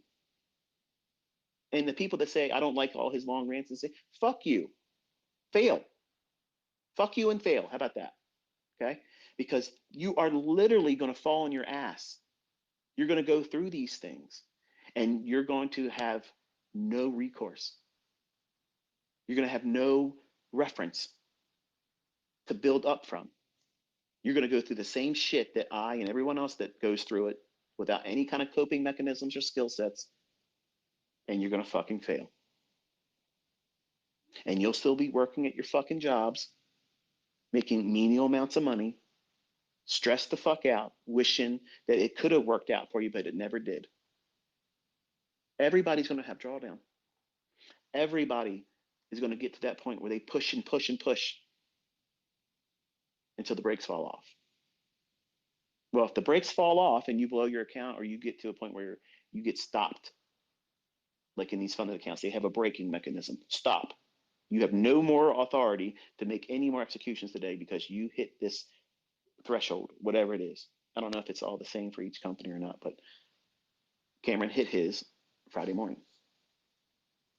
Okay. So now what do? Do you lose your shit over it? Do you go crazy about it and start acting foolish? Going in there maximum leverage to feel like if I can do it with maximum leverage, then I can feel like I'm a warrior again. I'm going to be a gladiator. I'm not going to be a little bitch. I'm going to get out there and trade even more aggressive. It's a battle. And I'm not a pussy. I'm going to go out there and do it the right way, like a man. They're going to carry me out on a stretcher. Fuck them. I'm not going to tap out. Put me to sleep. That shit don't work in this industry. Okay? This ain't the fucking UFC. This shit is money. And money has a lot of influence, has a lot of control, has a lot of power over your mind. That's all it has, over your mind. That's why people try to keep up with the Joneses. That's why people get out on the internet and say they're super rich, multimillionaire, and everybody else is broke. They do that because they fucking are broke. They're not really wealthy. If they were, they wouldn't talk about it. But people listening to people like that, or people that rent cars, go to vacations and stay in certain places, wear watches that are not real, go to a Rolex store, sit next to the display, but then go buy a knockoff, put that on their social media. Yeah, man, I got this Rolex. No. Patek Philippe, that's a watch. Rolex is trash. But the point is this: money has an influence. It has a negative influence and has a positive influence. And all I'm trying to be is a voice of reason and saying, okay, money's a fucking tool. That's all it is. It's a tool. but you are trying to handle it like a weapon. And the only person that's going to get hurt is you. And when you look at these equity highs that you draw down from and you feel bad about how you got there, it matters not how you got there, what mitigating circumstances that led to you being there. You have arrived. You're here now. What are you going to do with it? Are you going to announce it to the world and allow other people to critique that, laugh, and troll you, and compound that feeling that you went through it? And now you had other people coming in when they secretly suck ass and they can't do shit and they're Carl at work, but masquerading online like they're somebody special, highly opinionated, but they can't do shit, can't trade, can't fucking prove nothing. These people are going to make you feel even worse about yourself, which is why I say don't invite other people into your trading. You don't want to have anybody else's input. The only input that matters is your journal. That's the only one that matters. And if you take that drawdown and you treat it as an opportunity to improve yourself, improve on how you see yourself, how you see the market, and also to remind yourself, you know what? This was all self-inflicted.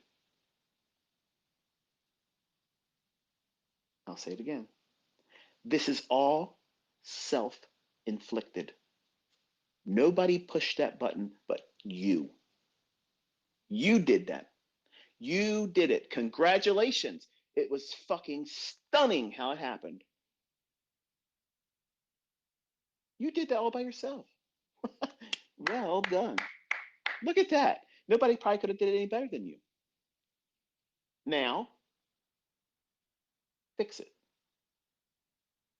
Don't be afraid of it because that's what trading is. Trading is you constantly doing patchwork, fixing flat tires, putting paint on nicks when you drive your car. Like I can't stand leaving my vets anywhere. Like I don't take them anywhere where I leave and go inside something because invariably every single time I go somewhere, as soon as I get out, guys will come over. Hey, do you mind if I take a picture with your car? And they have their friend and they're sitting next to the front of the car and they're fucking doing their gang signs and shit. And I mean, it's cool. I just don't want them touching it. And I don't want to go into a place and leave my vet like that, knowing that somebody might ding it with their shit or some piece of shit that's happened before where they run a key down it. And that's ignorant. That's ignorant as fuck. Just because you're broke as fuck and you can't afford something like this, I'm not flexing on you. I just drive my car and I went inside. But you come by and you key up somebody's shit like that. You're a piece of shit. You need to have your ass curbed. Yeah, I said it. That shit is ignorant. I don't even know how I got on that topic. Anyway, you have to own that. That drawdown is yours. You created it. And you now have to fix it. You have to do those things. Oh, the touching up the paint. Like if you have someone takes a shopping cart or their door of their own vehicle, they open up and they hit your door. It creates a dent and a ding, and it may take away some of the paint. Well, if you're a car person like me, you're not going to let that sit. So you're going to go get it fixed, put some paint on there, and touch it up. Otherwise, it's an eyesore, right? Well, you have to do the same thing with your drawdown. You have to care about it. You have to care about that account. You have to nurture it. You have to treat it like a garden.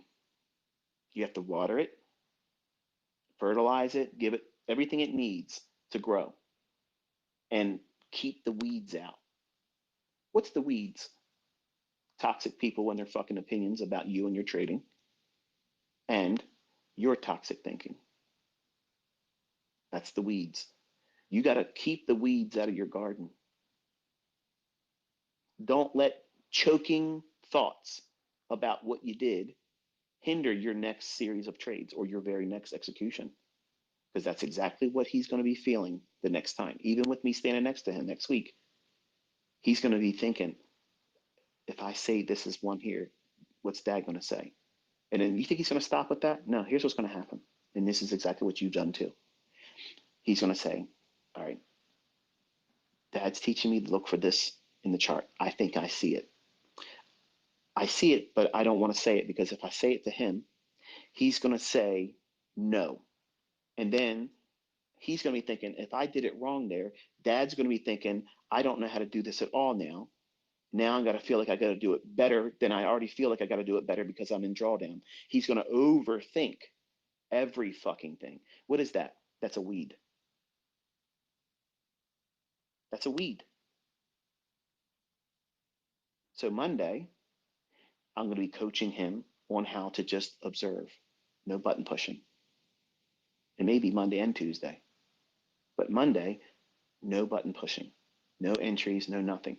I need him to be able to look at the chart, tell me what he thinks he sees, and have no button pushed. So there's nothing that has to have a transaction scorecard at the end.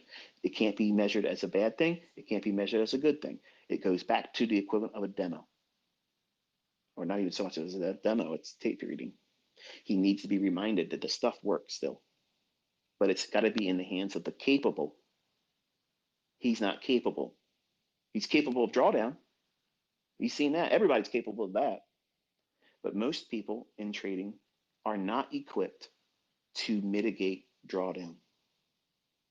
And it's not because it's impossible, but it's because of the toxicity that the trader brings into it. You have to recognize these patterns that repeat in your psyche, the way you think, the way that you operate. What makes you push that button? These are the things that you have to journal. You have to physically write these things out. What was the catalyst that caused you to have the confidence or the impulsiveness? And you have to be honest when you do it. Put that in your journal. What was the reason that you got into the trade? Not just the technical things you see in the chart. That's not what I'm talking about. I'm saying, what was the catalyst for you to want to take that trade? You want that trade to make you money. What were you thinking about that caused you to want to take that trade? Was you feeling like you're going to miss the trade or fearing a missing of a move? Or are you aiming for something monetarily as a target because you want to buy something or pay off something? Those things that you want to include all that in your journal.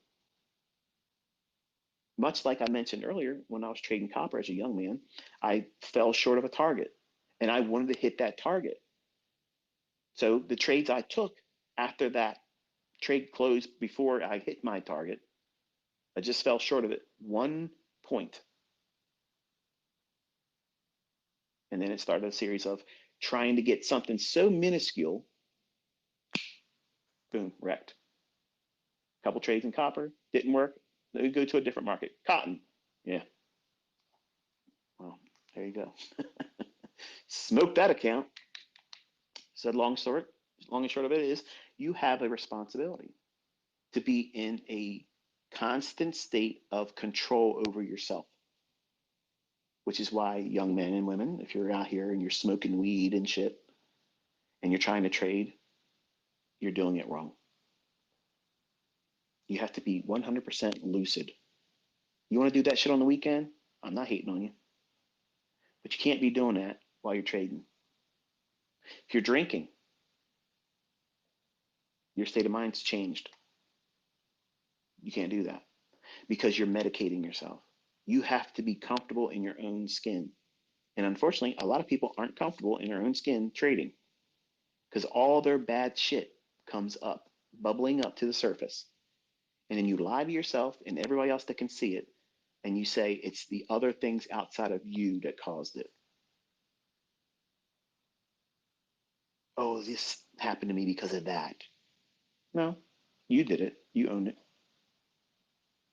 And that's what makes this industry ugly. And that's what causes people to become ugly because they can't handle that stuff in themselves. So they project outwardly to other people, trolling, talking shit about other people, and they can't do anything. And they're miserable. And that's what happens with people that can't overcome trading properly in handling drawdown and losing trades, if they can't let go of the business, they become a troll. That's just the way it is. That's what happens. And that's unfortunate because they don't even have enough strength to walk away entirely. So they want to punish other people, thinking it makes them feel better. When the whole time the people that they're trolling are laughing at them. Like, dude, what are you gonna do? You're talking shit. You ain't done nothing. I and you that have a losing series of trades or go into drawdown, we're not losing our shit saying, oh, trading doesn't work anymore, I'm quitting. We're not affected by that. It's a paper scratch. That's it. Or a paper cut. It's a scratch, a little flesh wound, big deal. But when you start taking these insignificant, little minor setbacks, which is what a losing trade or drawdown is, if you still have your account, it's fine. It's not fun. It's just opportunity now to do the work that's required to fix that drawdown. And you don't have to be in a rush to fix it. There's no timeline or limit that you have to have in mind to get that drawdown recovered. So now, much like when I set out with my son when he chose to start this funded account, I said, listen, they say you got to at least trade 5 days. Let's just establish 2 weeks. We'll give yourself 2 weeks to get to the funded stage of this. That way you don't have to do too much. It'll be easy to get it, be easy to do each day, do it and stop. It'll be a good pace and it's comfortable. So now I got to tell him, you got 2 weeks to get yourself calibrated again mentally and restore it back to where it was. And I'm really interested to see how he handles that. Because he has to do it next to me, I'm going to be the control mechanism that prevents any impulsiveness. But I can't remove what is always going to be in his head, which is the fear of doing it wrong now, the judgment he thinks I'm going to cast on him. If he thinks he sees something and I tell him no, is he going to be thinking about me overthinking why he got it wrong? Yes, that's exactly what he's going to be thinking, but I'm not.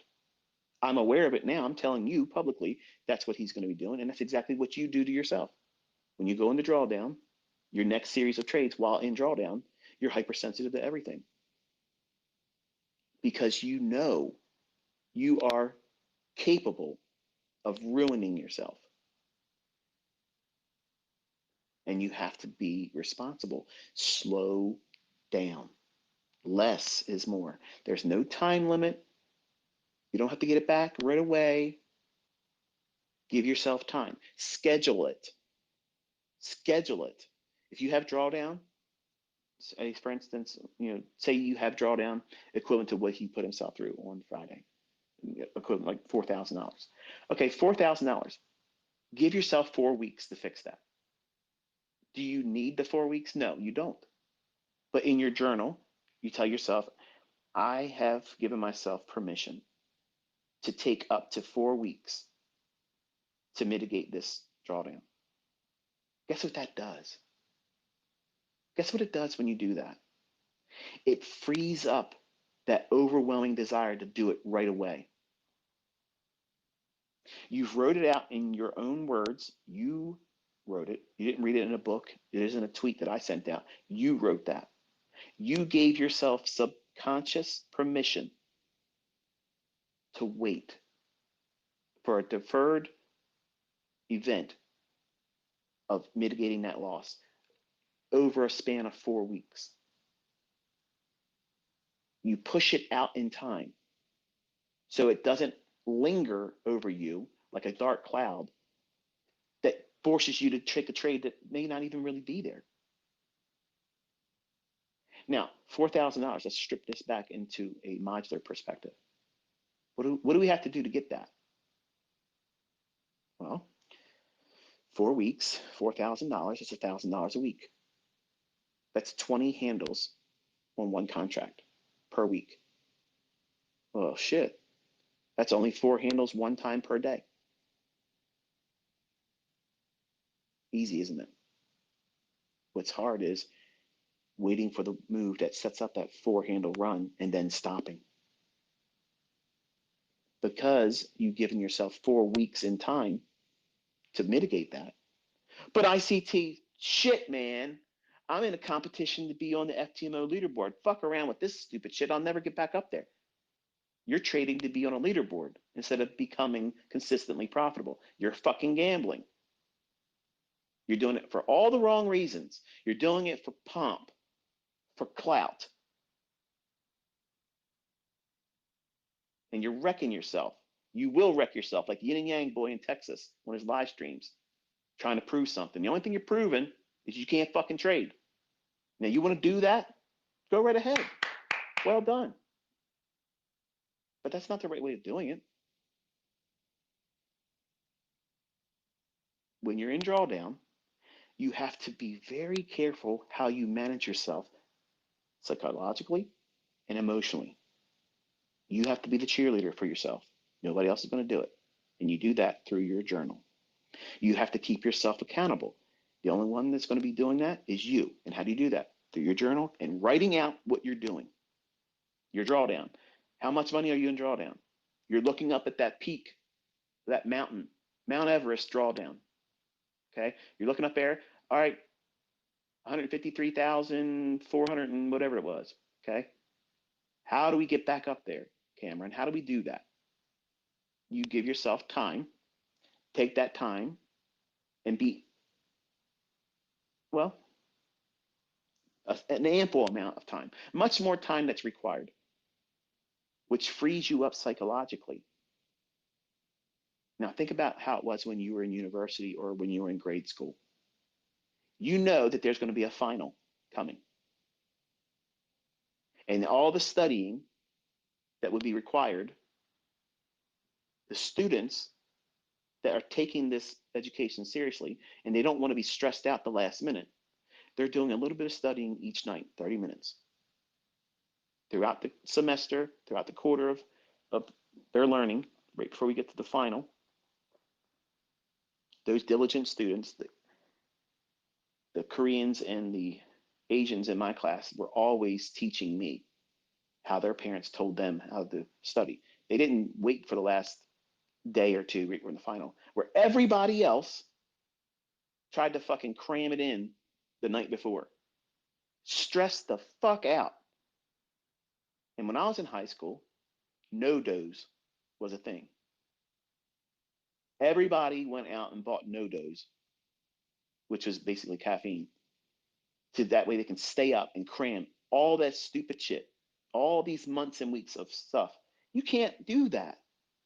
You can't do that and not be stressed out, and you're not retaining it all. So don't do that same mentality with trying to recover your drawdown. Don't try to push it all right now. It's got to happen right now. I got to have it done next week. I got to get back up to that equity high. No, you don't. No, you don't. There is no fucking deadline.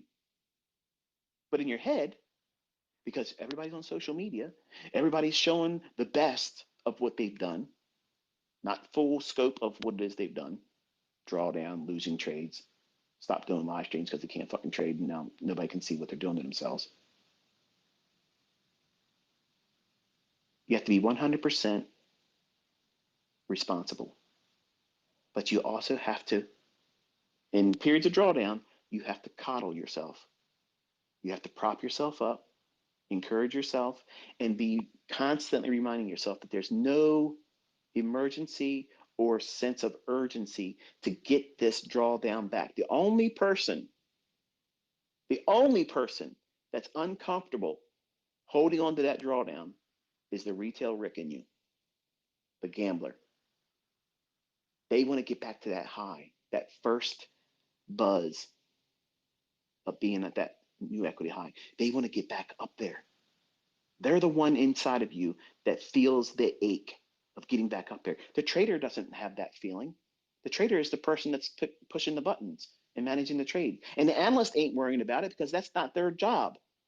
Their job is to keep you on the straight and narrow. They're not worrying about the feelings of drawdown. They're saying, this is what we're supposed to be doing right now. The trader is This is what I'm doing based on what the analyst is telling me I should be doing right now. And I'm managing risk. Retail, Rick, is in the back fucking clamoring to get the steering wheel. He wants to drive into a tree. He wants to jump airborne, like the Dukes of fucking Hazzard. Remember the old show in the 70s? I love that show. I grew up watching that shit. I'll be honest with you, as a kid, I couldn't wait to get a car because I wanted to jump every fucking hill out there. Now, I was being primed to do all the wrong shit, right? Just like in trading, we're primed to do everything wrong, recklessly trading and try to gamble and get it all back in one day. And that's all the wrong way. You think if you can get the drawdown back quickly, you're a better trader. No, you're just a lucky gambler. Lucky gambling is not impressive to me. I'm not impressed by that. Someone can trade with crazy fucking leverage, make lots of money doing that, and I'm fucking bored to death by that. Because people do that same shit with lottery tickets, and there was no skill in them buying that ticket. There was no skill when that person going to the slot machine, pushing a button, and they got the maximum payout. There was no skill involved. They were at the right place at the right time, and circumstances just led to that occurrence. There it is, boom. Then that's it, it's done. No skill in over leveraging, YOLO trading, but consistently able to see something over and over and over again, delivering that absolutely impresses me. If someone were to sit out there with one contract and just slice and dice based on a model that was already pre-described as this is what I'm going to do, I'm only going to do this, and this is how much I'm willing to risk, and I'm never going to go over that, and this is my procedure of taking a loss. If I take a loss, I stop for that session, I trade the next session, or trade the next day. And they stuck to that, and they only made 50,000 for the entire year. I'm fucking impressed by that. To me, that's skill. That's absolute 100% skill, full 100% responsibility. They own it. They're in control of themselves. Their capacity to stay on track within a model is perfect. That is much more impressive to me than how much money. How much money is, it's relative. Who gives a shit? As a trader, I like seeing people that can own their mistakes, don't become reckless, go in there and start trading with a lot of leverage to try to fix something real fast on a small little move. That's just gambling. That's gambling. And I'm so against that idea. That's what makes me boring as a mentor. Because I'm teaching my students to aim with very, very small targets. In the beginning, you start there. And for the people that have a brain, they can understand that that's all that would be required to have a really amazing career. If you can consistently find 5 handles, how many times does the market move around and offer 5 handles inside of a day? Several.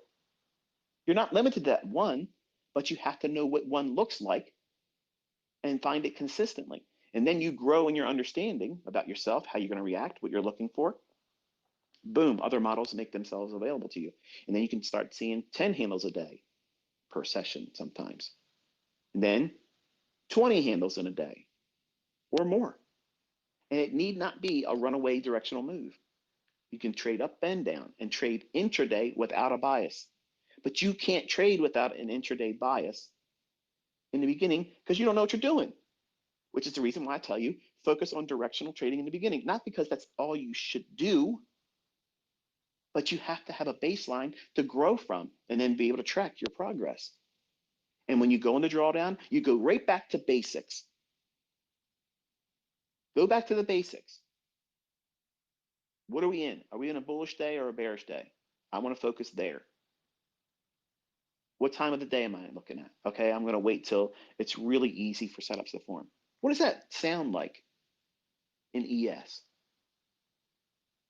What's the easy setups? What's the silver bullet for fixing drawdown ICT? You've been talking a bunch of shit here, Al, and it might be entertaining for me. I might have chuckled a few times, but get to the brass tacks already. Tell me something. I've sat here and listened to this shit for a little while. Give me something to go home with. Okay. When you're in drawdown, and you really simply just got to have the fucking trade that you can trust. that silver bullet trade that you want, where does it happen? Where does it form? And also, how can I use this even when I'm not in drawdown, where it forms consistently? Where does it form, ICT? Come on, spill the beans, man. All this build up, all this bullshit, spill it. That's my cards. See that? I'm such a dick. Between 10 o'clock and 11 o'clock in the morning, New York local time, you will find a fair value gap that will deliver 5 handles every fucking day. Guaranteed, absolutely fucking guaranteed. It's never going to be a day, even on a shit show day like on Friday. It will always, always be there, aiming for an opposing pool of liquidity, sell side or buy side. In my head, when I'm waking up, sometimes my wife prevents me from getting in front of the charts right at 9:30. Now, she's understanding because I've been mentoring you. The days I tell you I'm going to live stream, she graciously gives me that time to be here when I'm here with you. But sometimes we may be in bed longer in the morning because we stayed up later, or we may do something because of homeschooling with our kids, or something with the dogs. Something prevents me of being there at the 9:30 opening. I know as long as I get to my charts by 10 o'clock and I can stay there till 11 o'clock, I can take something out every fucking day. Every day, every day, even on days that have the shortened holiday schedule, when they close it like at noon. Don't believe me. Don't take my fucking word for it, folks. Don't believe anything I just said to you because I want you to go into your charts and you'll see it's always there. Absolutely. Guaranteed. 100%. It's always there. There's your silver bullet. There's your pass your funded account bullshit. There's your fucking win the Robbins Cup model. There's everything you're looking for. Between 10 o'clock and 11 o'clock, it happens every day. 1 minute, 30-second, 15-second. There's your three time frames. It will form in one of those three time frames. All you have to do is wait for the obvious run on liquidity. Is it going for buy side or sell side? And if as long as it's giving you at least a range of 6 handles or more, you'll get your 5. What does that mean? As long as that fair value gap forms on a 15-second, 30-second, or 1-minute chart, and you know where it's reaching for, it can be late in the move. I don't give a fuck. That's not chasing to me. Because a fair value gap, guess what that is? It's in the middle. That's where the meat is on the bone, baby. See, you're looking at charts thinking you have to have that end joint, high part of the bone or the low part of the bone. Precision is not limited to that. When you look at a chicken leg, okay, where's all the meat at? It's not on the ends. It's in the middle. It's in the middle. It's in the bulk end of one of those ends of the leg, but to the middle of the bone. And you get down to the opposite end, it's thinner. It's not a lot of meat down there. It's just a tendon down there. Nobody likes to eat that. A fair value gap is how you enter a trade that's in motion. Technically, to the uninitiated, the people that don't know how to read price outside of our circle, they look at what we do as, oh, it looks like chasing price. ICT, you did a revenge trade. Get the fuck out of here. You have no idea what you're talking about. You have no idea what I'm doing to get in those trades. None. You're learning this year, but it's not chasing price. If I know that this is going to run for liquidity and it's already moved and I missed the best case entry and we've already had a fair value gap that it's repriced down into, it's not going back down if I'm bullish. It's already done what's required. Then I'm going to drop into 1 minute, 30-second, 15-second, and I'm going to look for a fair value gap. And the next one that forms, I'm in that bitch. Boom, take off.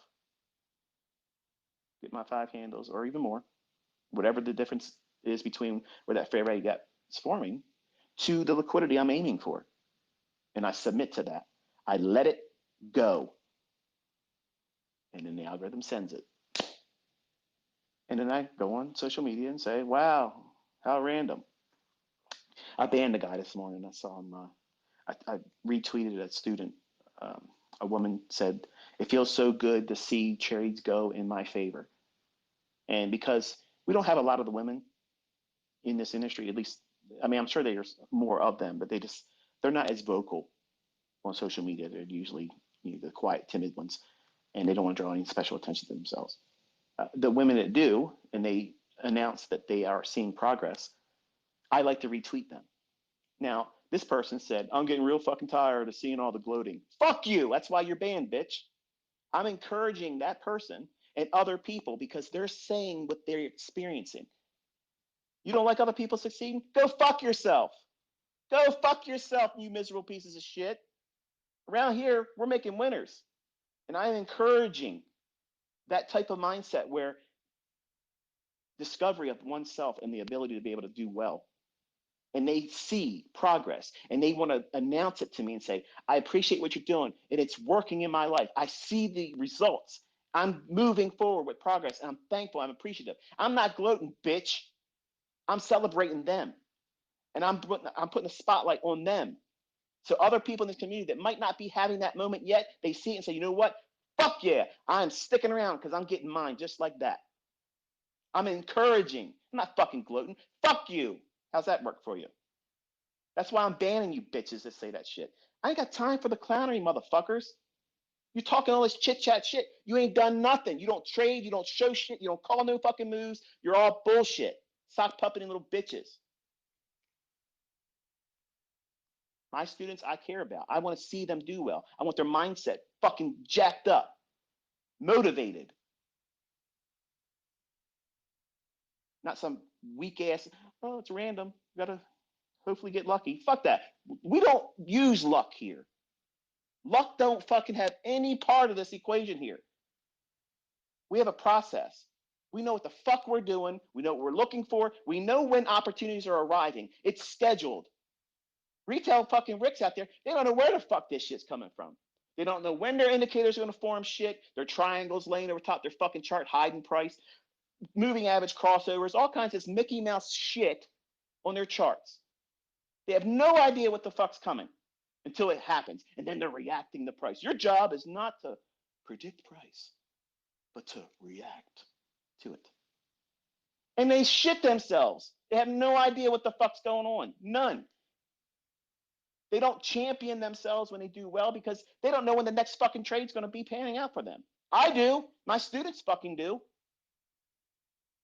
You're on the wrong team, motherfuckers. You're chatting shit to us. We are fucking killing it. We're winning. We are winning consistently every fucking day. We're calling this shit. It's happening. Where the fuck are you at? What channel are you watching? How can you not be seeing what we're doing every day and not walk around on a fucking high? Like, we're walking on sunshine every fucking day around here. Think about that shit. Do you see us sitting on fucking social media sulking about how our market just did something that we didn't see coming? Fuck no. None of that shit happens around here. This ain't fucking clown world. We know what we're doing. We are trained to look at price with the spirit of anticipation. We're not reacting to shit. We're waiting. Our scope is already dialed in right at a specific time of the day, right at a level we know it's going to be fucking delivered to us. And once it happens, fucking fireworks. We know exactly what the fuck we're doing. We are not wondering what's going to happen. We are waiting for it. We are fucking waiting. We can't fucking wait.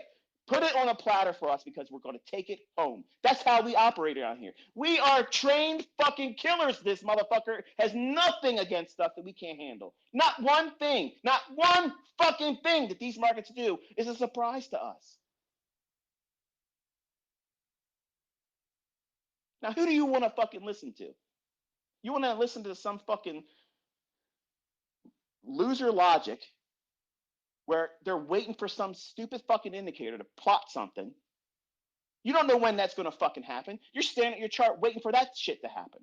Versus the chart, the open, high, low, and close, in the time of day that this shit forms, that makes perfect fucking sense. When you go to work, does your start time fucking vary? No. Your boss is saying, bring your bitch ass to fucking work at this time or you're going to have it. Or you ain't getting paid. This business operates just like that. Everything is delivered by time. I give you windows of opportunity to go in and study because you're going to learn exactly when they repeat. There's small little windows within the time frame that are my kill zones. I'm giving you the opportunity to focus your attention there. And some of my better students have done really good research and seen exactly where I'm leading you to. And they see it happening every day. It consistently delivers. There's no reason for you to look at any kind of drawdown and think, oh, what am I going to do? What am I going to do? You're going to fucking trade. You're going to fix it. But you're going to compensate for that level of stress that you just brought on yourself by having the drawdown. See, it's taking your mind away from the process that you've submitted to originally. But now drawdown, losing trades, has caused you to doubt yourself. That's all that has done. That's the only thing that's changed. Your confidence has now been marred, but it's okay. It's okay. Nothing has changed. Everything still operates just like it did before you were losing trades. The only thing you did was allowed yourself to get off the rails. Take yourself away from the markets, slow down, calibrate yourself, think about what it is that you started doing this for, go back to your model, read it out loud, meditate on it, go back and look at your journal when you did things correctly. Remind yourself that you know what you're doing, you just did things emotionally. You chased something that wasn't the trade. You chased fixing an emotional response to an error that you made as a human being. And then you compounded that with recklessness. That's the only thing that took place. There is no emergency. Your model didn't stop working. You're not even looking at your model when you're trying to fix what you've done to yourself. So it's not the model that's broken, it's the operator that's drunk. Think about it. You know what I just said is true. What made you money before? You got to go back to that. When you're trying to fix drawdown in panic in front of the eyes of other people that watched you draw down live on your live stream, as soon as you start doing your 40 contracts and bullshit, retail Rick's in control. And now you become entertainment. Think, man. I know you don't like me. I know you don't like the fact that I'm doing way better than you and everything, but I'm talking to you. You can fix what you're doing. And you fall victim to yourself all the time. You do it to yourself and you get mad and you direct and deflect that to me. And it's self-inflicted. You do it to yourself, man. And it's easy fix. Everything I said here tonight, easy. Hard for most people to do it, but it's easy to fix. None of these things are reasons for you to be ending your career. Drawdown is not an end to a career. A blown account is not an end to a career. But each time, one of those things, if not both, will happen. And when it does, it changes and replaces the optimism that you had when you first started learning and you had winning trades that led to equity high and equity high and equity high. You need to go back and tap into that. And I know it's hard. It's hard to do that because you are mad at yourself. You're embarrassed if other people know that you did it to yourself. But that's fine. That's everybody does that. In every aspect of life, you do something silly sometimes all the time. You know, that sense of embarrassment or shame, you're gonna are you gonna willfully carry that every day? Now that you're trading, are you gonna constantly measure yourself on that drawdown that you put yourself in or that account you blew it? You know, come on, be practical. Your spouse that you're with, you know, do they constantly bring up the thing you did wrong that one time? If they do, that's toxic. That needs to be corrected. It makes a relationship hard. Are you going to do that with your relationship with the marketplace and your model? Constantly go back and pull up that bad episode?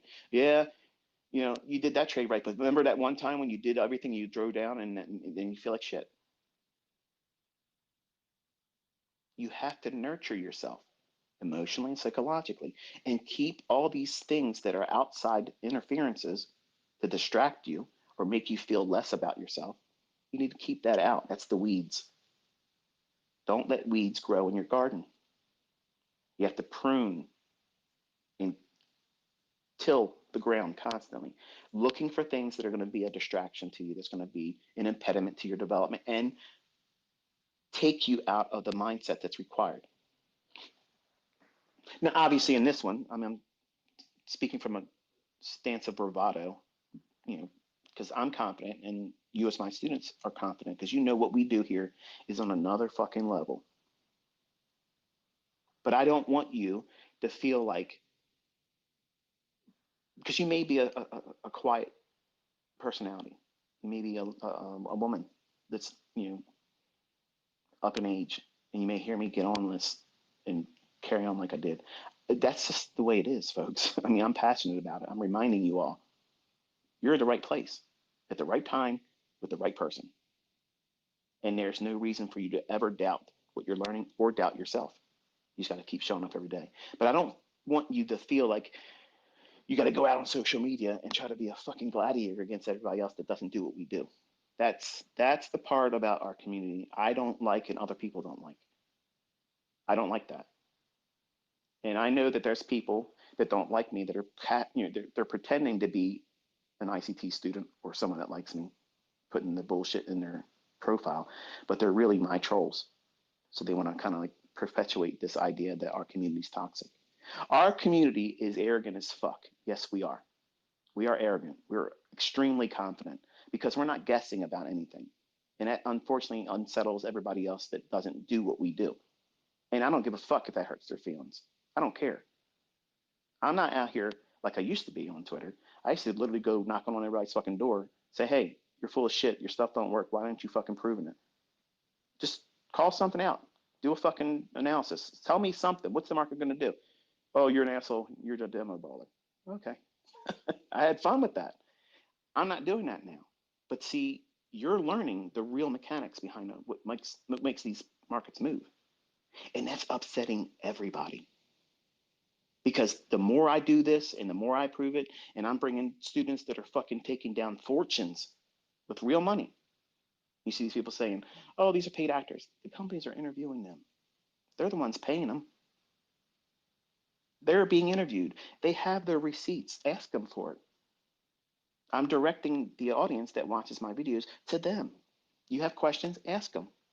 I'm sure they'll share what they want to share with you in terms of the proof.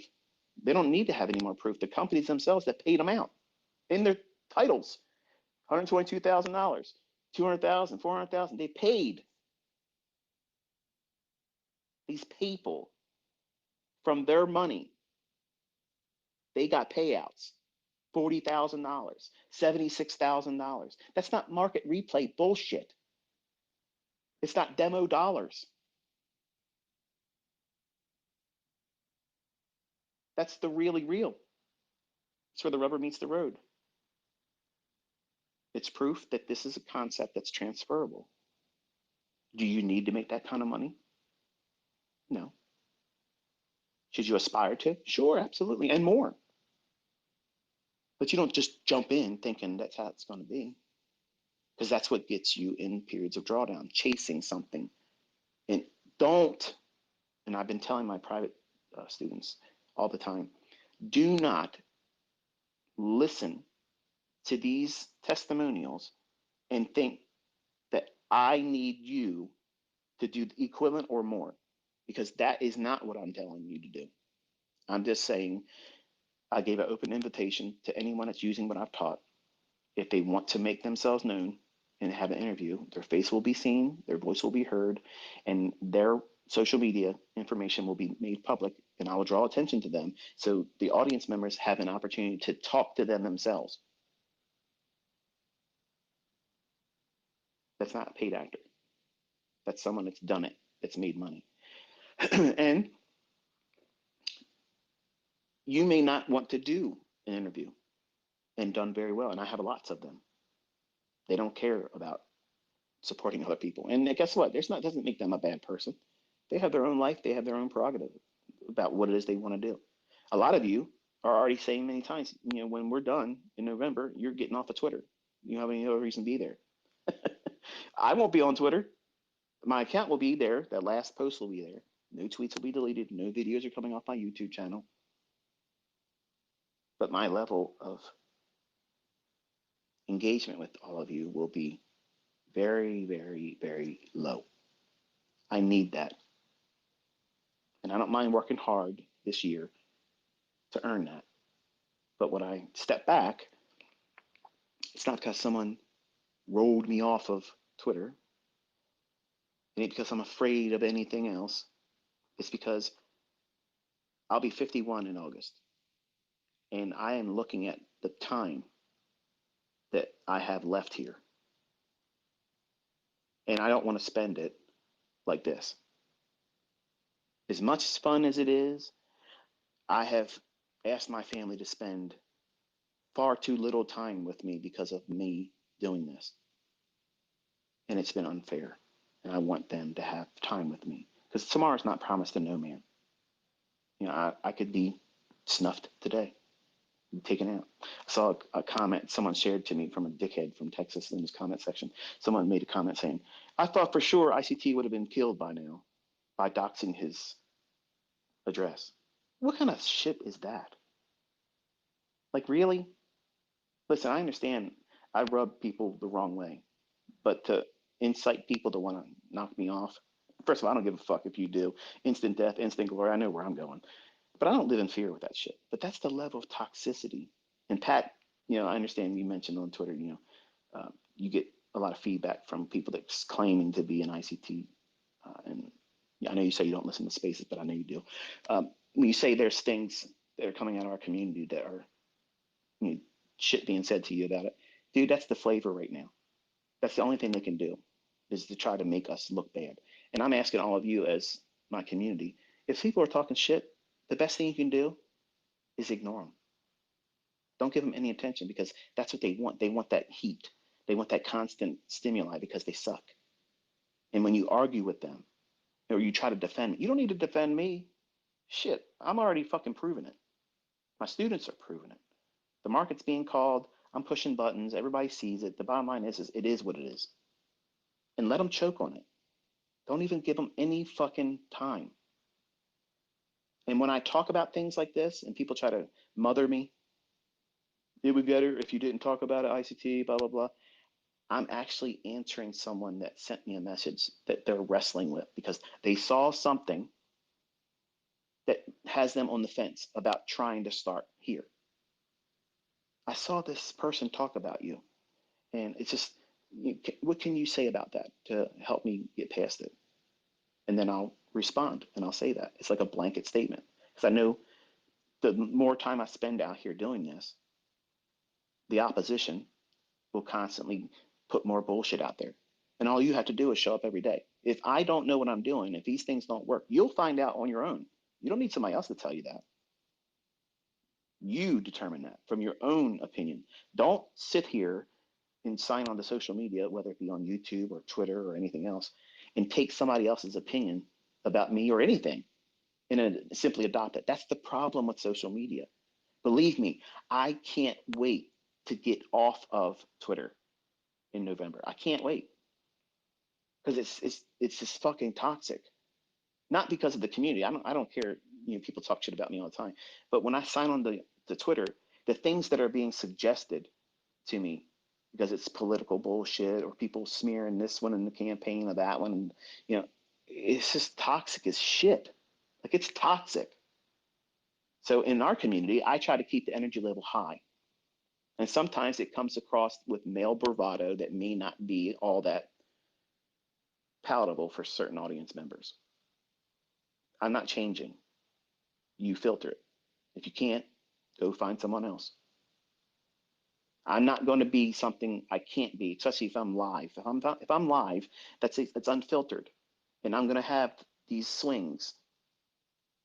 And it may be entertaining to you. It may be offensive to you. I might talk in a language that sometimes isn't appropriate for children. You shouldn't listen to me in a live setting with children around you. Sending me an email, you complaining to me that your kids heard me say the F word. First of all, I'm leaving that responsibility to you as a parent. You don't know what's going to be said in a live setting. So why invite the opportunity for your little ones to hear something inappropriate? I don't have the ability sometimes to keep control of my tongue. It's just the way it is. I don't want to talk this way, but sometimes it just starts. And once it starts, it takes its course. It runs its course. And then that imbalance settles down and kind of like what I'm talking like now.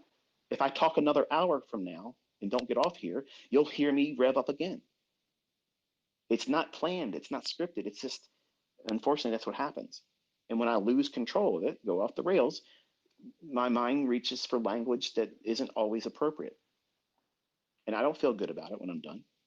I ask for forgiveness and I feel like I could have done better. But I can't be articulate all the time live. That's why I've always stayed in pre-recorded lectures and I edit out a lot of that stuff because it's always in there.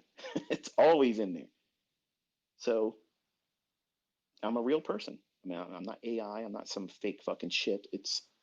I'm a real person with emotions, a mental disorder that I wrestle with. It's not always been easy to deal with, but I know my shit and I prove it. And my students are bringing the receipts, and I'm so proud of them. And I'm proud of you that's in the making right now, that you may have gone through drawdown. You may have done a little bit of damage to yourself because Friday was seek and destroy in the morning session. Up, down, up, down, up, down. If you fell victim to that, it's okay. You'll fall victim to it again in the future too.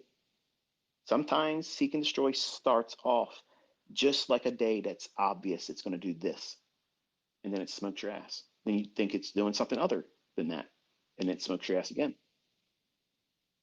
And then you have to know right then and there, okay, stop. I just took two trades that were losing trades in the same session. Stop. ICT, you just gave us a silver bullet. There's a fair value gap between 10 o'clock and 11 o'clock every single day. Well, guess what happens if you lose? Stop. Don't trade the morning session. Wait to the PM session. And your goal is to at least get 50% of the drawdown you had in the morning. You could get all of it and more, but your goal is to just get 50% of it. Isn't that a little bit more forgiving than I got to get that back and make a profit for the day? I have to be right. There's a difference there. There's a difference, and you have to treat yourself like that as a trader. It's not always trophy wins. Sometimes it's just, I'll get a little bit of the hair of the dog that bit me, and have to be content with that and let time do its thing by presenting you new opportunities that will repeat every week, every day, and it won't stop. Unless you do what Retail Rick is telling you to do, impulsiveness, things that you know, you know, right before you get into those days that go into drawdown or blow your account, you can go back in time and think there was a moment when you said, I better not do this. Fuck it, I'm going in.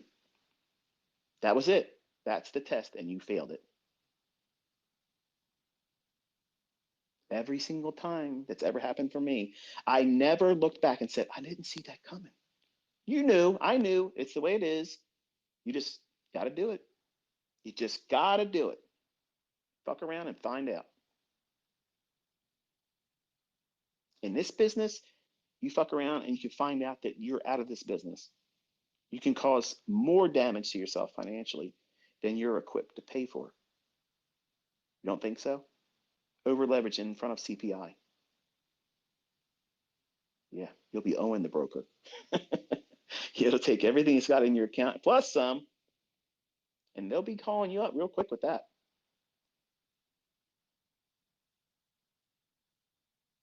So you have to be very careful how you place these expectations on yourself when you're trying to recuperate drawdown, when you're trying to build equity to new equity highs, when you feel that you know that this is probably not the right thing to do, wait. Wait. Take a step away, 10 minutes. Go get a drink, go outside, walk the dog, whatever, come back. If the trade moves without you, who cares? If it hasn't moved and it moved the other direction, you'll be thankful. If it moves, but it hasn't gone to the target you're aiming for, fair value gap, institutional order flow, entry drill. There's your mechanism to get in. That's not chasing price. So why are you pressuring yourself? Why are you making this harder than it has to be? Because it's all in between your ears. That's what you're doing. The battlefield that you're waging war on is inside your head. Those candlesticks don't know you're in the trade. They don't know. The algorithm does not know that you got in that trade. It does not know. It doesn't. It's going where it's going because it's scripted. And it's designed to take whoever is foolish enough to be on the wrong side. That's the mechanics of how these markets work. That's the fucking reality of it. And I don't give a fuck who you are. Buying and selling pressure my fucking ass. Okay, that's not how this works, man. So remove all that necessity of being right, always right, and fix drawdown right away. Fixing drawdown right away is not the proper way of doing it. And truth be told, every time I've done a call online and did it wrong, I wish I would have stopped that day right then and say, I'm going to stop here. But because of my obsessive compulsiveness and the fact that I absolutely love rubbing my haters' nose and shit, I know how to go in the opposite direction. Like I can flip on a dime. I can do that. And then that's what I do. I'm like, now you think that that's revenge trade. No, that's me aligning myself up with what I know is about to happen. And that doesn't sound good. I know there's a lot of people that's probably profitable traders, maybe trading for a long time. And they hear me say that stuff. Like, I know. And you'll hear people that make a career out of, you got to be careful listening to people that say they know what the market's going to do. Get the fuck out of here with that bullshit. Get out of here, because I'm going to tell you something right now. Anybody that pushes a fucking button that doesn't believe that the market's going to go in their fucking favor, what the fuck are you doing? What is it that you're doing by placing risk on a trade? You're buying because you think it's going to go up to your fucking target that you have a limit order on. You have a stop that says, I don't think it's going to go lower than this and be good still. You bought, you're in the trade. This same fucking person is going to tell you, you got to be careful when you hear people say they know what the market's going to do. Listen, man, I know what high probability is. I know how to define it. My students know how to define it. I know when it's lacking and it's not in the marketplace. I'm only trying to press the button in those conditions. And I try to teach you how to avoid when it's not there. They don't know shit. They're taking their fucking indicator-based bullshit. But they're still subscribing to the belief that they believe the market's going to go up there. If they didn't believe that, they wouldn't be buying it. So think about the logic of these fucking asshats, these chuckle fuck motherfuckers that are out there simply saying stupid nonsense. React to price. You'll never know what price is doing. This is Goldman Sachs fucking level horseshit. Intraday charts are noise. If anybody tells you they can make money trading with intraday charts, run away from them. I promise you, I guarantee you, we're doing it every day. That's Goldman Sachs. That's the boys from Goldman Sachs. Aren't they supposed to be the fucking guys that know everything? I don't know. Do they? Sounds like a bunch of bullshit to me. But anyway, there's got to be losers to this, right? There has to be. But even those guys in Goldman Sachs, I wish they would learn how this is really done. Because they're indoctrinated to what the shit that Goldman pushes on them. This is their models. This is what they do. This is all they do. and they're extremely profitable. I mean, you can look at the reports that they put out, and they tell you how many trades they won, how many trades they lost, and how much money they lost, and how much they made. That's amazing information. But they don't know what you're learning. They don't. Believe me, they don't. They're not the smart money. They're just consistent about what they do. Now, if you call that smart money, no, that's your definition of it. But smart money is what I'm teaching you. The way that we perceive price, how it's delivered algorithmically based on time and price, these signatures that repeat over and over again, that's not randomness. We're not surprised when shit happens. Think about this, okay? I'm going to say this and I'm going to close because I haven't eaten today. I'm feeling my body tell me I'm low on energy.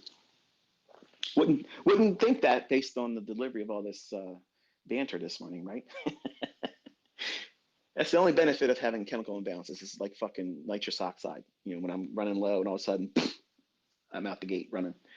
But when it wears off, it's like a crash. So I just lost my train of thought. This rarely happens for me. New week opening gaps. Thank you, Jesus. Think about how when I introduced that concept, oh, yeah, everybody knows about a gap ICT. Fuck off, pal. What I'm talking about is how it constantly refers back to them over and over again, not simply when it fills them in and they're done in everybody else's eyes. I'm looking at shit months ago. These new week opening gaps are not done simply because they're traded to and filled in. That's not how this works, man. But believe me,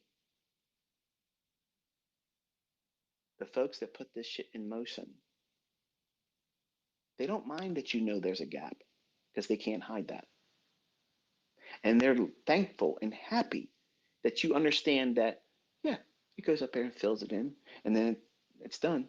And they know that you're no longer worrying about it. These gaps have always existed in price action, yes, but the logic that I employ with it and teach you has not always been there. It's always been happening in the charts.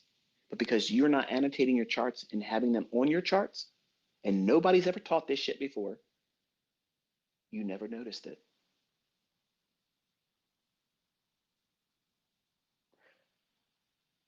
How long do new week opening gaps hold importance to me? 60 days. If the data ranges that I talk about in my core content, that a lot of my students, when I taught that sometimes they quit at that month. They were like, oh, he's bullshit. It's putting filler. This is bullshit. It has nothing to do with anything. This is fucking dumb. Hey, Joker. Hey, clown. Okay. This is the shit that works with it. Stupid fucking people that think they know everything. They come to a teacher, an educator, and they come and they think, well, this is how I'm supposed to be taught. This is how I'm supposed to learn this. You have no idea what the fuck you're learning. You have no idea what you're doing. And you literally stopped learning right when it was getting good. Stupid people. Stupid fucking people. But whatever. Think about how these new week opening gaps perform. I'm not teaching anymore with them because I have things I'm going to add in my book. Yes, I'm going to sell a book. And I don't give a fuck who has an attitude about it. I don't care. Because there's so many people right now that are writing books every time I talk with these Twitter spaces, every time I do a lecture, every time I do a live stream. They're right now writing books because they're trying to beat me to the punch because they can say, my book was out first, but motherfuckers, my shit was in fucking social media, on YouTube, before you were even fucking doing your book. And yes, that shit matters to me because it's my life's work. You jackasses are running around trying to get clout. And I will be in your reviews reminding people that you just talked shit on an echo of me. And when they're seeing that comment that you can't do anything about, right? John Fibonacci, John Flood, couldn't wait to take my fucking mentorship and take it out there and make some horseshit fucking book. I'm in that fucking review, ain't I? And everybody sees it. And they come to that channel on YouTube and they say that you're a clown. You're a fucking fraud. And even Amazon had to put a disclaimer saying, this shit has got something wrong with it. Welcome. Welcome to the reality. There's a bunch more you fucking yahoos on Amazon that I'll be putting reviews into. And you all can come sock puppet all the bullshit you want when I put mine out. I don't give a fuck. I'm going to laugh at all of them. All of them. Because it's all on record with me calling it live here. You're all watching. You're in a GAN moment right now. Think about that. You're in a Wyckoff age right now. Not because I'm using Wyckoff, but I'm upsetting everything in this industry. I knew this in 1995. 1995. I knew I would be talking to people just like you and upsetting everything. But I was being pressured not to do that for a long time. And it took years for me to build the confidence to go just a little bit outside the lines, the boundaries that I'm not allowed to go past. And I said, fuck it, I'm going to create a language. If I create a language and I teach people using that language, the people that would be upset with me can't be fucking upset with me because the things that I'm doing, I'm attributing it to the language that I created. That just comes real fucking close to the things I can't teach you. So at this point, the cat's out of the bag. They can't call it back in. They can't change it. They can't stop it. And if I stop right now, you already know how to do it. But I did not break my word or what was placed on me as a limitation. But I didn't do well with that. It bothered me because the sign says don't step on the grass. And I'm going to fucking moonwalk on that shit. It's just my nature. It's human nature. Don't do this. Tell that to your little kid that just started walking. Tell your toddler, don't touch that. They're going to look right at your fucking face and smile and do exactly what you said not to do because they want to see how you're going to react. You love me. You're my play toy. You give me food. You change my ass. You put me to bed. You bathe me. You entertain me. You said, don't do this. Let me touch it and see what you do with that. I'm just like that. I'm like a kid at heart. You tell me I'm not supposed to do that. I'm going to fucking do it. I'm impulsive. I can't control myself sometimes. And yes, I was scared for a long time. And truth be told, if I get another visit, I'll probably stop before November. But I have created a language and they understand it. They understand what I did. But you have learned a language that didn't exist before. It's not in retail logic. This shit is totally outside of all that stuff. And you're here right now listening to what they're going to write about in fucking books when I'm gone. You're here. You're seeing it happen live, real time, proving that this shit is absolutely rigged. And somebody knows how it's rigged. And they can teach you how to take advantage of that. And that's exciting. It's fun. Nobody's getting hurt by it. But these greedy motherfuckers want it just for themselves. And they use it like a fucking weapon. And you never knew about it. You never knew about it. But that's the reality of it. That's what really goes on.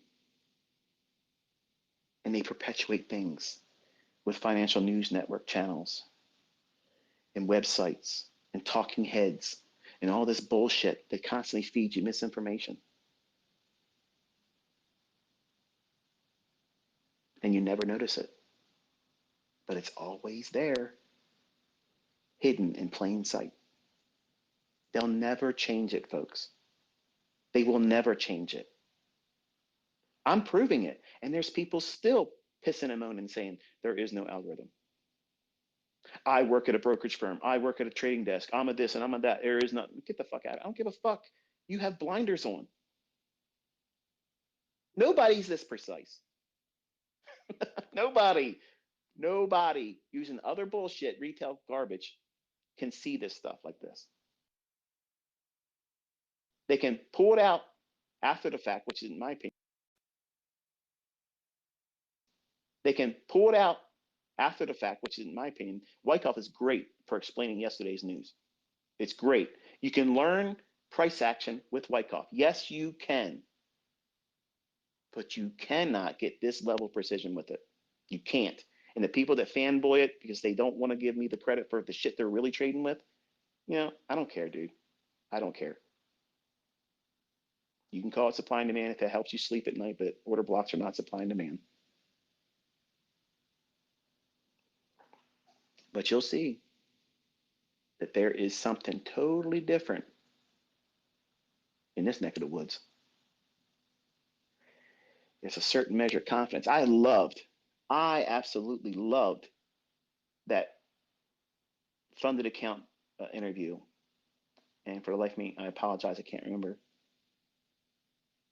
I don't want to say the name inappropriately, give another company credit when it wouldn't be them. So um, it's the farmer guy that helps fund his operation with his trading. The comment that the host said, he said most of our funded payouts are ICT traders. And when he stated something that I have been trying to communicate for all this time, when you learn from me and you finally find your model, you will be part of the category of trader that he mentioned. When we interview students that, or not students, traders that get payouts, nobody else but ICT traders are as confident as they are. Like they know what they're doing. And we know when we're talking to someone else that got a payout, we can tell that they just got lucky. That's not my words. That's the company representative saying that. I know that stings like a motherfucker, Vinny, but guess what? That's the reality of it all. That's just the way it is around here. And all you gotta do is join the club.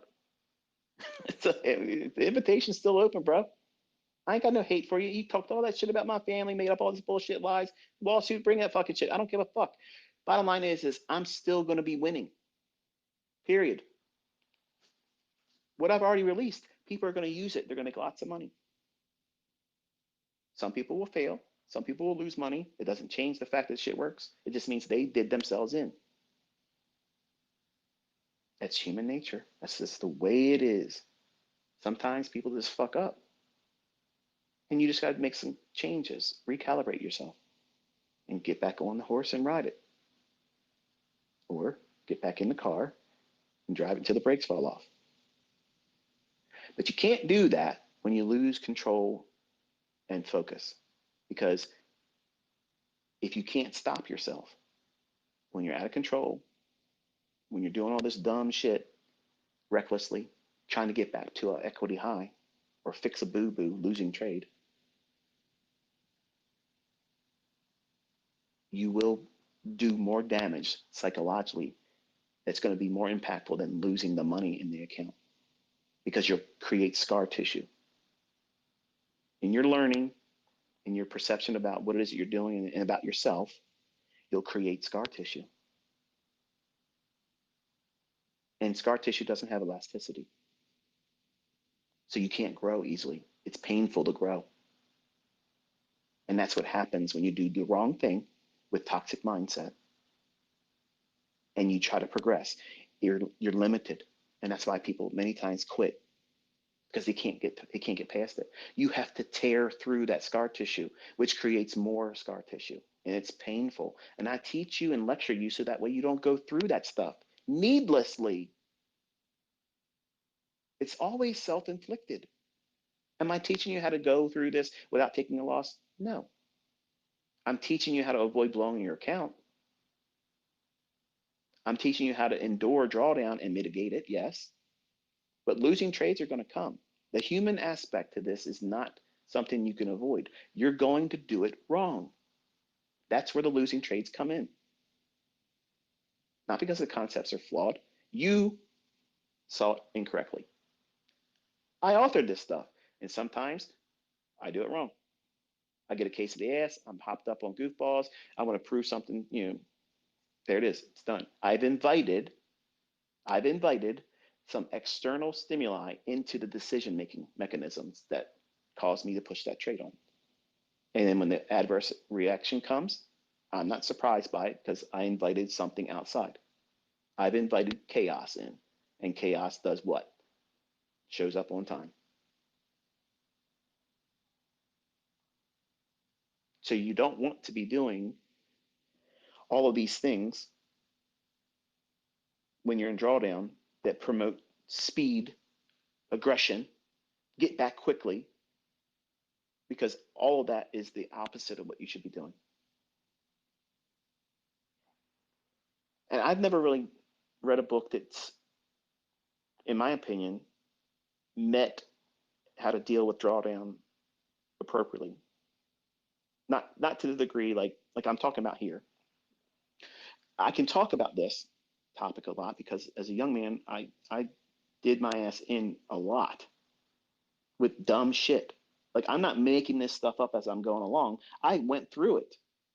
I know what it's like to feel like you're doing the right things and know now looking back every aspect of those things I was doing, feeling like I was doing the right thing, hoping to fix the situation, the drawdown, or getting right back in real quick just because I had the money, the refund another account. That was the worst thing to do. How can you apply that today? If you had a funded account challenge and you passed it and you're funded, right? Or you open up an account and you're trading with real money, you made that decision on your own. I never tell you to do that. When do you know? When do you know when to make that transition? When you're bored with being consistent in your demo and you don't have any emotion at all. You don't care when you're right. You don't care when you got it wrong. That's the right mindset. That's the time when people should consider it, but not before. If you're antsy, excited about the win being right all the time, you're not ready because you're bringing emotion into the, the monetary transaction of real fund trading.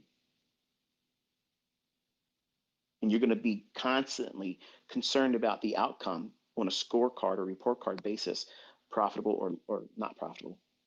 And if you're thinking like that, you're not thinking about following the model and the rule of being in that trade for the reasons you're supposed to be in that trade. You're looking at the profit and loss ticking up and down, watching the trade. Let me ask you this. When you put a trade on, how often does your eye go to what the profit and loss amount is? For some of you, if you're thinking to yourself, I'm always watching that shit, you're not ready to be trading with real money because your focus is on that, not watching price. Is price constantly giving you feedback in its delivery? Are you on side? Are you off side? If you're watching the up and down movements of the ticker that tells you what you're making or losing while you're in the trade, you're distracted. I only have that up there so you can see it, that it was a button being pushed. When I trade, I don't have that up there. I don't give a fuck about that. I'm watching price. Is price going to my targets? Is price respecting the most recent three PD arrays that I want to see being supportive of price, whether the price is going higher or lower? I'm watching that shit. That's what matters to me. Because if I'm not paying attention to that, I'm not going to notice when it's telling me it's no longer a good trade. So either kill it or take something off. Remove risk.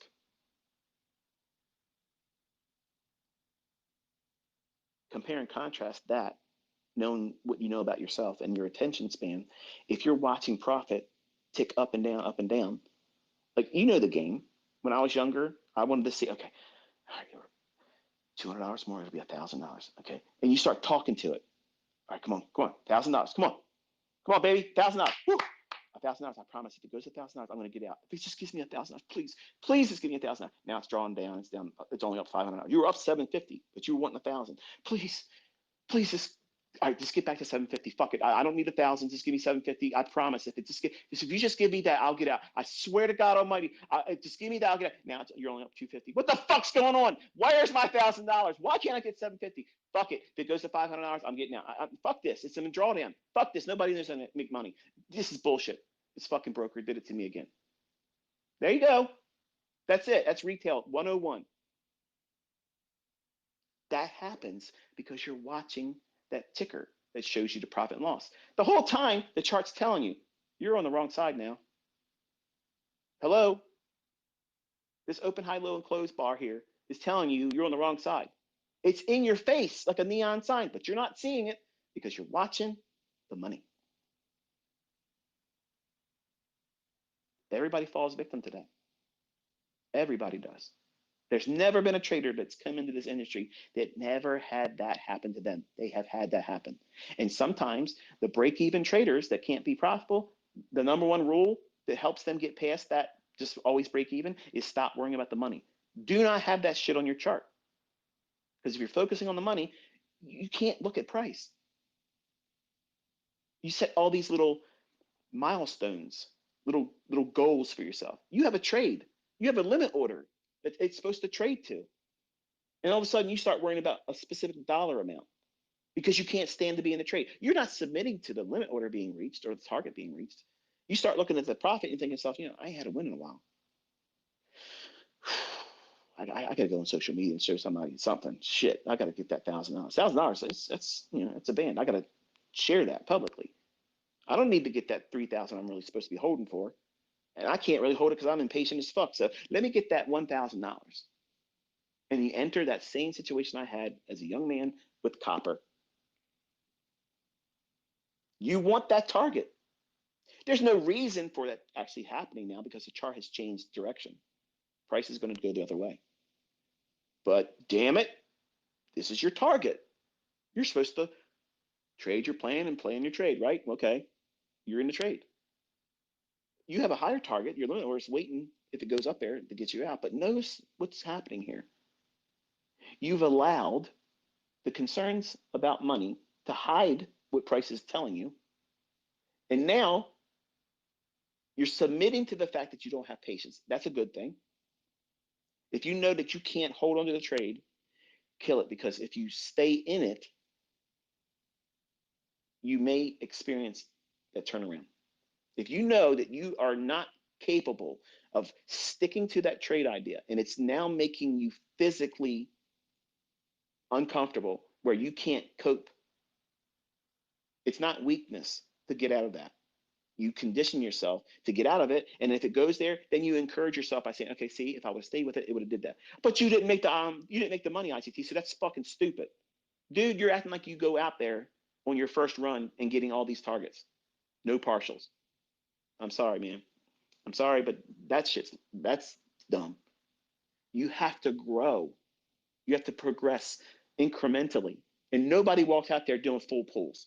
I don't give a fuck who you are, who'd you learn from. I'm the best, and my students don't go out there like that. I teach them partials. They got to get their little cookies along the way, and it grows over time their confidence. But when you feel that temptation to just bail on the trade, even when you're in profit, because you can't stand it, you just can't stand it. You don't know what's going to happen. You've lost the plot. You're no longer submitting to the trade idea. So you're in there doing what? Gambling, hoping and praying. Now you're a religious trader.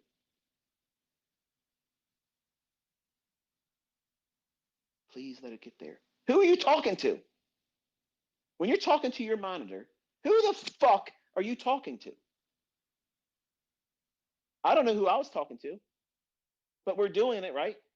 Please, please just let it get to 1,000. If it gets to 1,000, that'll be enough for me. You know damn well if it goes to 1,000, you're gonna think, shit, it might go 1,200.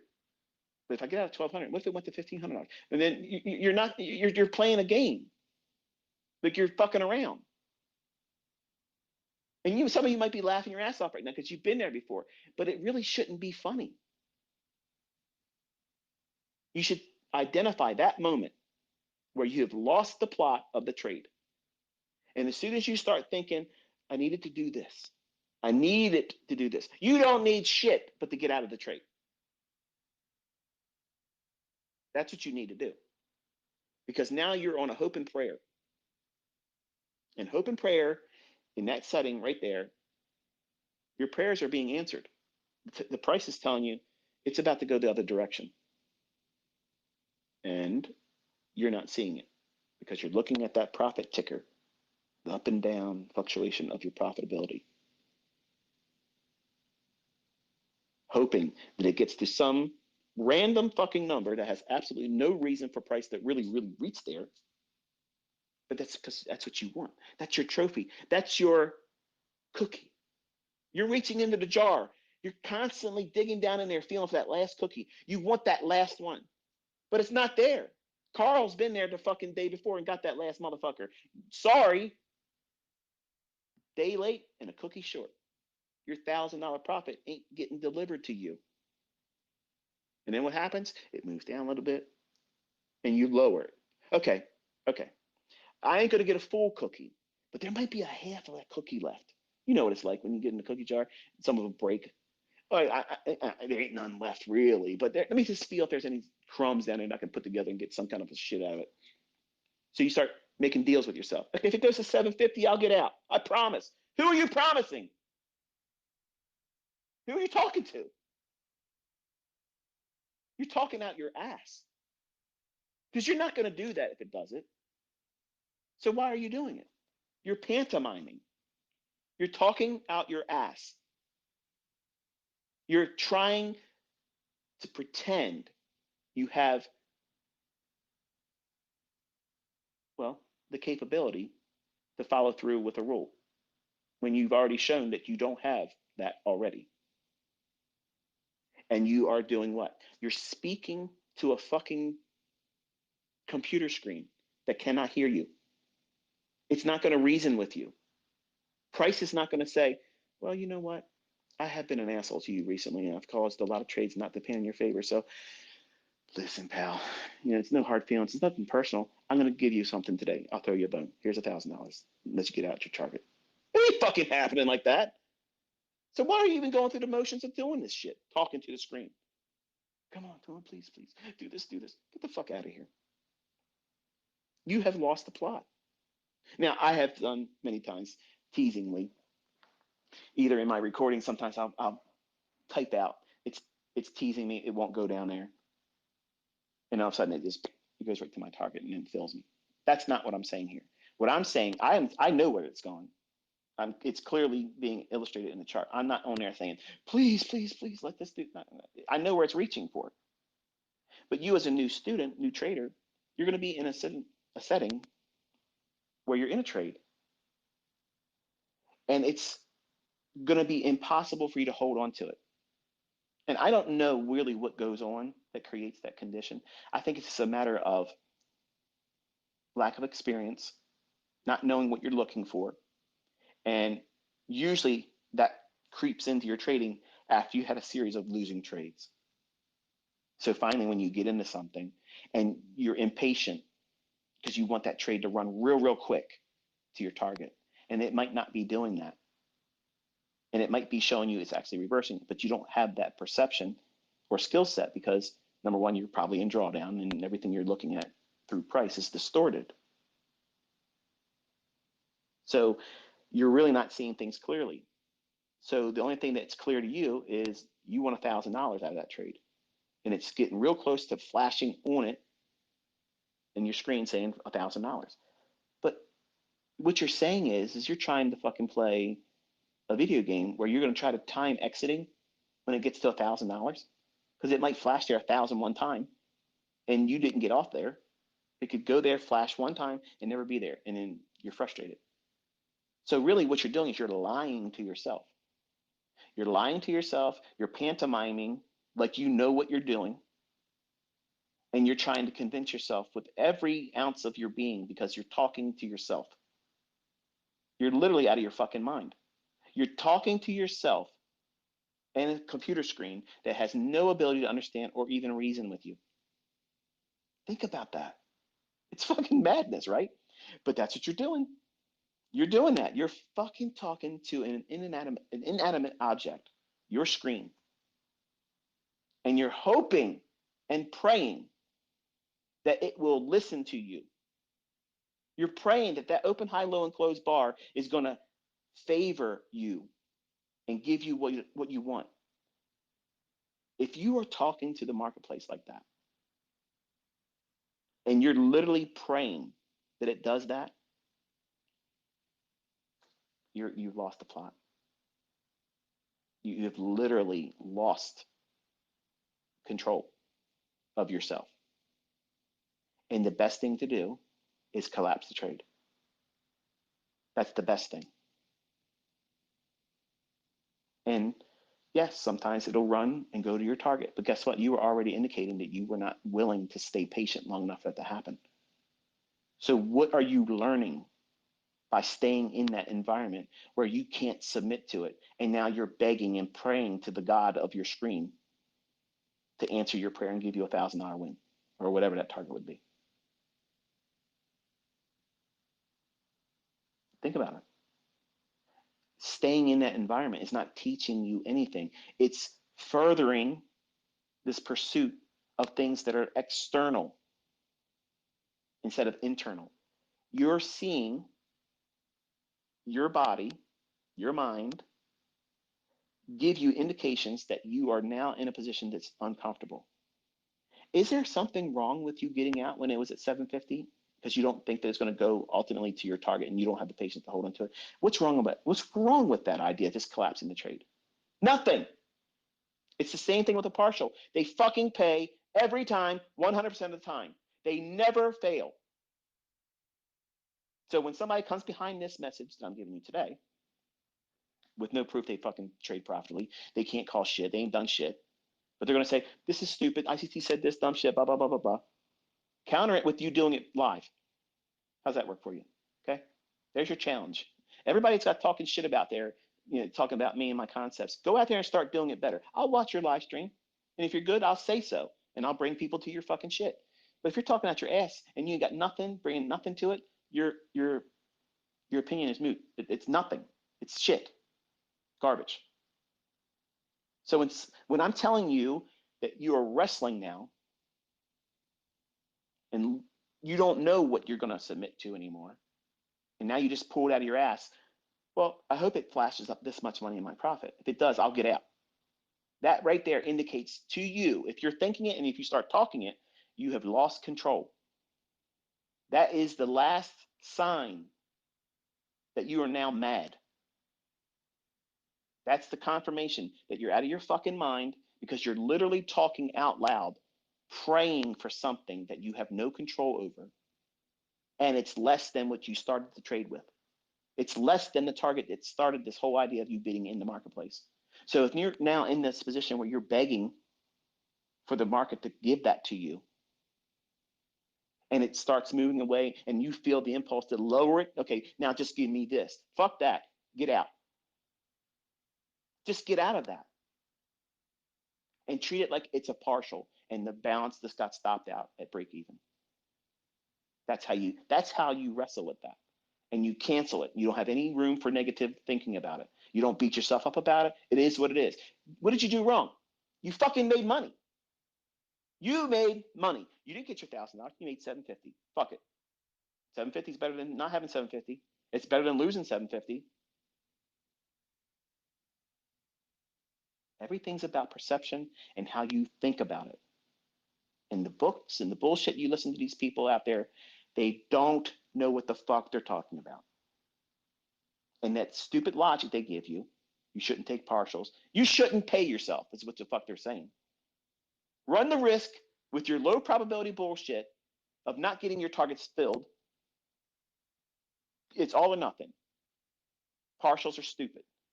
That's someone telling you don't make money and making money is dumb. That's equivalent to that. You want to listen to that shit? Man, get the hell out of here. I ain't got time for that. That's some Mickey Mouse fucking logic right there. Don't take profits. Taking profits is stupid. The profits that are 100% payable all the time. They never fail to make its way into your bottom line on your statements. Okay, next. Turn the channel if someone's talking like that. You're here learning how to read price. Why? Because you want to make fucking money. When the market offers that opportunity for you to take money out of it, you take it, especially when you're inexperienced, because you might just be in a run that's short lived, and what you think is a target may not really pan out. And you can't just take, in the beginning, every trade and run with it until the brakes fall off it. You have to look at things objectively. Be reasonable with yourself. Acknowledge the fact that you're inexperienced. And hey, you know what? I may be fucking completely wrong about where this market's going to go. But guess what? It's offered me 10 handles. It's offered me 5 handles. I might be looking for 30, but let me take something at 5. Let me take something at 10. But you'll never be able to get that high multiple R payout, ICT, by doing that. In the beginning, you won't fucking be able to have that wherewithal to hold for it. So you grow in your knowledge and your experience getting to that level of trade. I have trades that I put on all the time, and I have a best case limit order. My students know this about me. I'm not always suggesting that this is exactly where the market's going to go.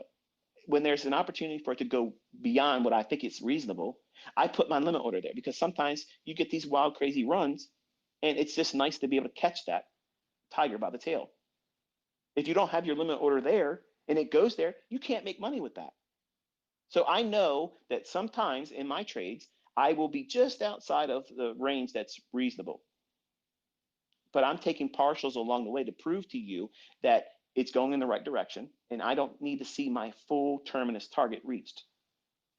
And what am I teaching you? How to get paid, and you don't need to be right. That is the best way to learn. I wish I was trained that way as a young 20-year-old. I wish I would have been taught that. It would have saved me so many blown accounts, because there's lots of times I had trades that were in my favor and I held for the fucking target, took nothing off, and they reverse and come back and stop me out in a loss. Don't ever let a winning trade ever turn onto you and make a net loss. If the market's moving and it gives you 5 handles, take something off. But what happens if I'm only trading one contract? Take your fucking trade off. Grow in your knowledge and your experience until you get to able to find the 5 handle, the 10 handle runs, and you can not feel the impulse to take off at 5, and you submit yourself to what? Lock in 2 handles and reach for the 10. If it comes back and stops you out at 2, okay, no problem. You took a partial at 2 and stopped out on break even. That's how you look at it. It's all about perception. But when you go in and you listen to these Mickey Mouse mentors sitting around on their fucking computer screens, their fucking backs showing in their displays, and they don't know anything. You never see them trading. They got a lot of shit to say about everybody else in their private circles, but they ain't got the balls to do it publicly. Don't take partials. This guy's a fraud. This guy's a bunch of bullshit, blah, blah, blah. When you listen to that dumb logic, you're going to have stunted growth. You won't have results that you can grow and feel confident with, which is necessary in this industry. It's not an overnight success for anybody. Wasn't for me. Wasn't for me. And it won't be for you. You're going to learn a lot about yourself, the things that you're going to bring to this as a problem, but you won't think it's a problem. And what's funny is men that come into this industry that think they have certain skill sets or strengths in their personal characters, that's usually the thing that fucks them up. Oh, I'm confident, and you're overconfident, and that's how you blow your account.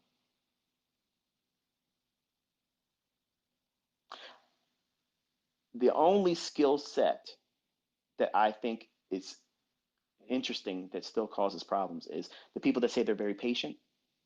They end up becoming too patient and they wait too long. The move starts happening. because they're patiently waiting for something perfect. And perfect in the beginning when you're learning, you can't identify that. You don't know what it is. Over time, spending time with me and teaching what price delivery is like, where it should go, why it should do it, then obviously you can recognize what precision and precise perfection in price delivery is. And you try to operate with that over time. But in the beginning, you don't try to force precision at all in the beginning. It's forgiving. You give yourself, wait for the run, wait for the retrace, wait for the fair value gap, then get in. You didn't get at the high. I mean, I'm sorry, you didn't get in at the highest high at the turtle soup, false breakout. You're waiting for that displacement, then retracement up into a premium, and you're looking to go short. And you aim for consequent encroachment and the low of the fair value gap. That's your sweet spot. That's that optimal entry within a fair value gap. Because we always have to make an allowance for that fair value gap not to be entirely filled in. And when it doesn't fill in, that is very powerful insight. Because if it's expected to go lower and it doesn't fill in that fair value gap and then starts to break and run away, oh man, that's when you want to make your partials a little bit further lower, because it's probably going to do a lot more than you thought it was going to be. Chances are your first profit is probably not the right one. It's going to probably go a lot more. I'm sorry, I said that wrong. Your final profit, your first profit or partial should always be reasonable. 5 or 10 handles if it's ES. If it's 4x, 10 pips, 15 pips, 20 pips, something in that range, you should be looking for your first partial. But the idea of demanding precision or holding for your full target in the beginning, anybody tells you that's what you should be trying to do right from Jump Street beginning, that's someone that's guaranteed not consistently profitable. They're not consistent. They're not confident in themselves. And they're just making allowances for their inability to do themselves, but they want to coach people from the sidelines and seem smart. Because the idea is if they're talking like that and they're not promoting anything publicly, showing that they can do it, showing that they can call it beforehand, explaining beforehand, the misnomer is, well, this person has a lot of people following him and he says this is what we should do. What's going to be commonly viewed, that's how he trades and therefore he's successful, when you don't see anything like that. No proof to suggest that's even the case at all. When I'm telling you that I am precise, I'm proving that I'm precise, and my students are doing it too, I'm telling you to take partials. Why? Because I want you to trust your progressive learning, how you're moving up in your understanding. In the beginning, you're going to have doubts, and that's normal. You're going to have a lack of confidence, and that's normal. And you overcome those things with these little baby steps of paying yourself at logical places like I'm teaching. It feels a whole lot better learning and not getting your target filled, but still getting something out of the move. And you were rewarded. You put time and energy and attention into that idea and you watched it pan out. And if it fails and goes all the way against you, you're going to feel like this is bullshit. Nobody makes money and I'm not going to be successful. So why bother? Why study with this bullshit? There's too much ICT videos to go through. Fuck this. I'm not doing it. So I teach you to reward yourself. Pay yourself that cookie. You're in the jar digging for one, so take one. And when you do that, if it comes back and stops you out at break even, does it really hurt? No. That's why I teach it that way. You remember what? You had a positive payment coming out in your demo. That rewards your time and study. Because in your mind, you're thinking, if this was real money and this is all that happened, I still made money. I don't need to be right. Bingo! Bingo! That's the proper mindset. And the people that teach outside that way of delivery and progressive learning are fucking clueless. That's why you don't see anybody learning how to be profitable with them. You don't see them stepping forward and saying, here you go, I'm making money, look at this. Because they're using logic that's fucking short on logic that makes money. And I just don't have a tolerance for that shit. If something's right and it makes money, who am I to say otherwise? But I'm sorry. I can't bite my tongue when I hear these fucking asshats, these chuckle fuck motherfuckers that out there talking out their ass, saying dumb shit. React to price. Don't. Your job's not to predict where price is going to go. Don't take partials. Take your full target because the risk you put on doesn't justify the partials. Get the fuck out of here. You're talking to somebody or listening to somebody that probably has less than a 50% strike rate. Get the fuck out of here. You're not even in the same conversation with us. We're not doing 50% around here. We're not flipping quarters. That's 50 fucking 50. We're not 50-50 here. Okay? We're not doing that. That's unacceptable. Period. You should be aiming and living in a 70% strike rate. That's your fucking goal. Are you going to hit that rate out of the box? Nope. Are you going to get that in your first year? Nope. A few years from now, you will be. You're going to know when the shit is not favorable for you to be trading and it's high probability and high resistance is not lining up. It's going to be conflicting. So you'll stay out of the marketplace. You want low resistance and high probability.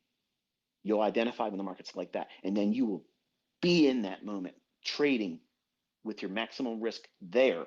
Not, I need something to happen because I'm in drawdown. I'm going to trade with maximum leverage in high resistance liquidity and low probability conditions because I'm in drawdown. I got to fix it. And maybe if I pray hard enough, the screen will give me what I'm asking for. And then you blow your account.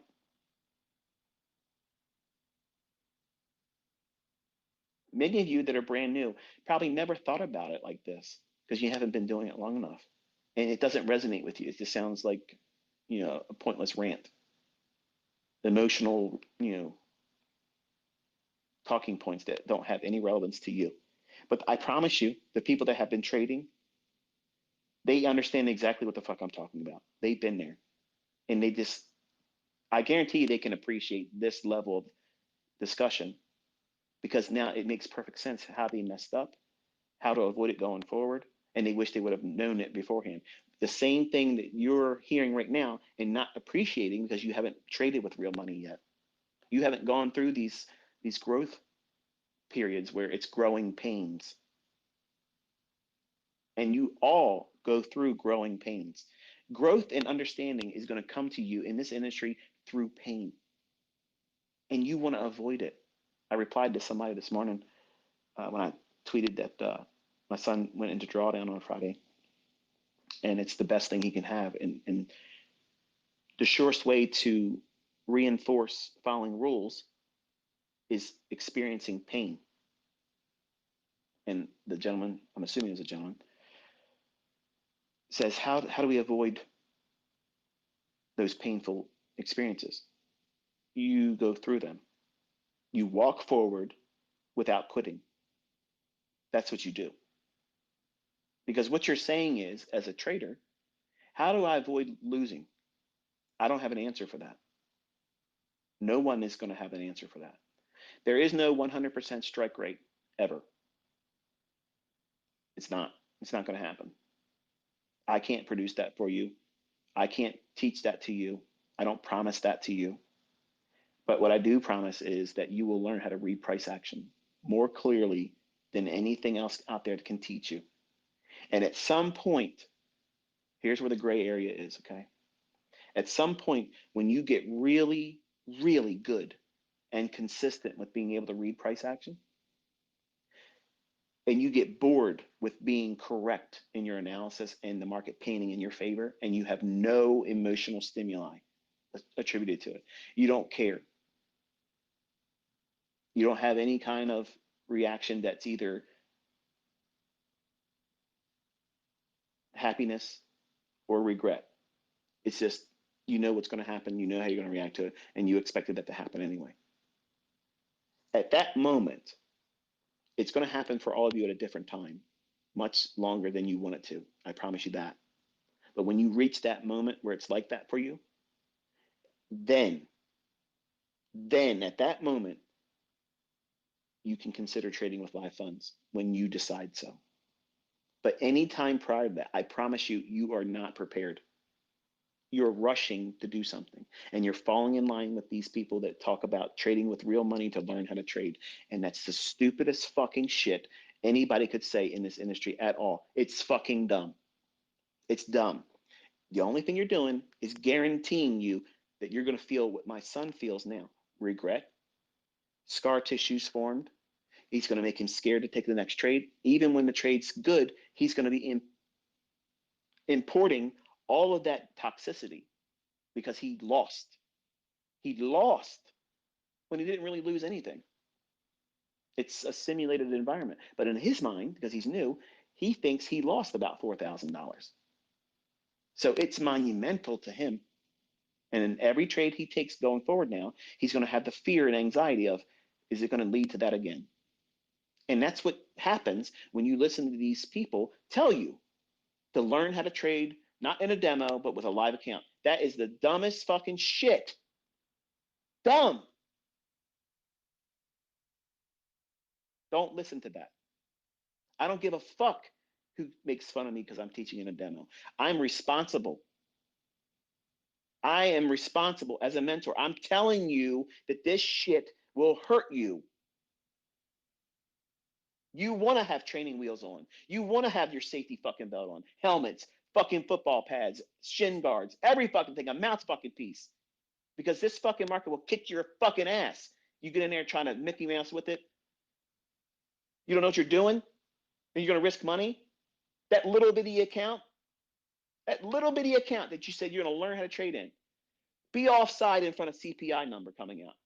That little account is going to be a big fucking account with a negative sign right in front of it. Hello, you owe us some fucking money that you don't have. That's the logic. In the reality, listen to these jokers that talk about learn how to trade with real money. Demo trades are stupid. Demo this. These are people that are not making money, folks. I guarantee you they're not.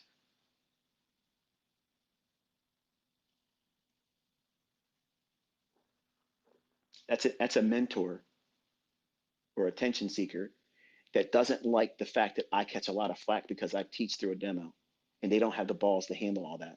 When I came out publicly, stepped out there just like that and said, here's me, I'm going to teach you in a demo. I completely disarmed all of them. What are you going to say about me? What are you going to say? I already said it's a demo. Go fuck yourself. I can call this shit, trade it better than any of you motherfuckers. And you're out here still trying to sell your shit. Nobody's buying it. They found something better. This is the way it is. By the way, I saw Sean Lee's back on YouTube. I missed you, man. And I watched your shit this morning. The last video you just put up here, I liked your disposition in that video. You've been a character of some kind, but I like how you're conducting yourself now. So just let you know, I'm glad to see you're healthy and all that. But I think I've rambled on enough, ramblers. I think we'll bring this one to a close because I am hungry. And we were supposed to stop this about 2 other times before. And if I mention anything more, I'm probably going to turn this into, well, we started at 10 o'clock. It's almost 4 hours, right? I can go 30 more minutes, but I'm not. The session on Monday will not be live streamed. So I don't know if I'll be doing anything in Twitter, calling anything, because I'll be working with my son. I have a mission with him now.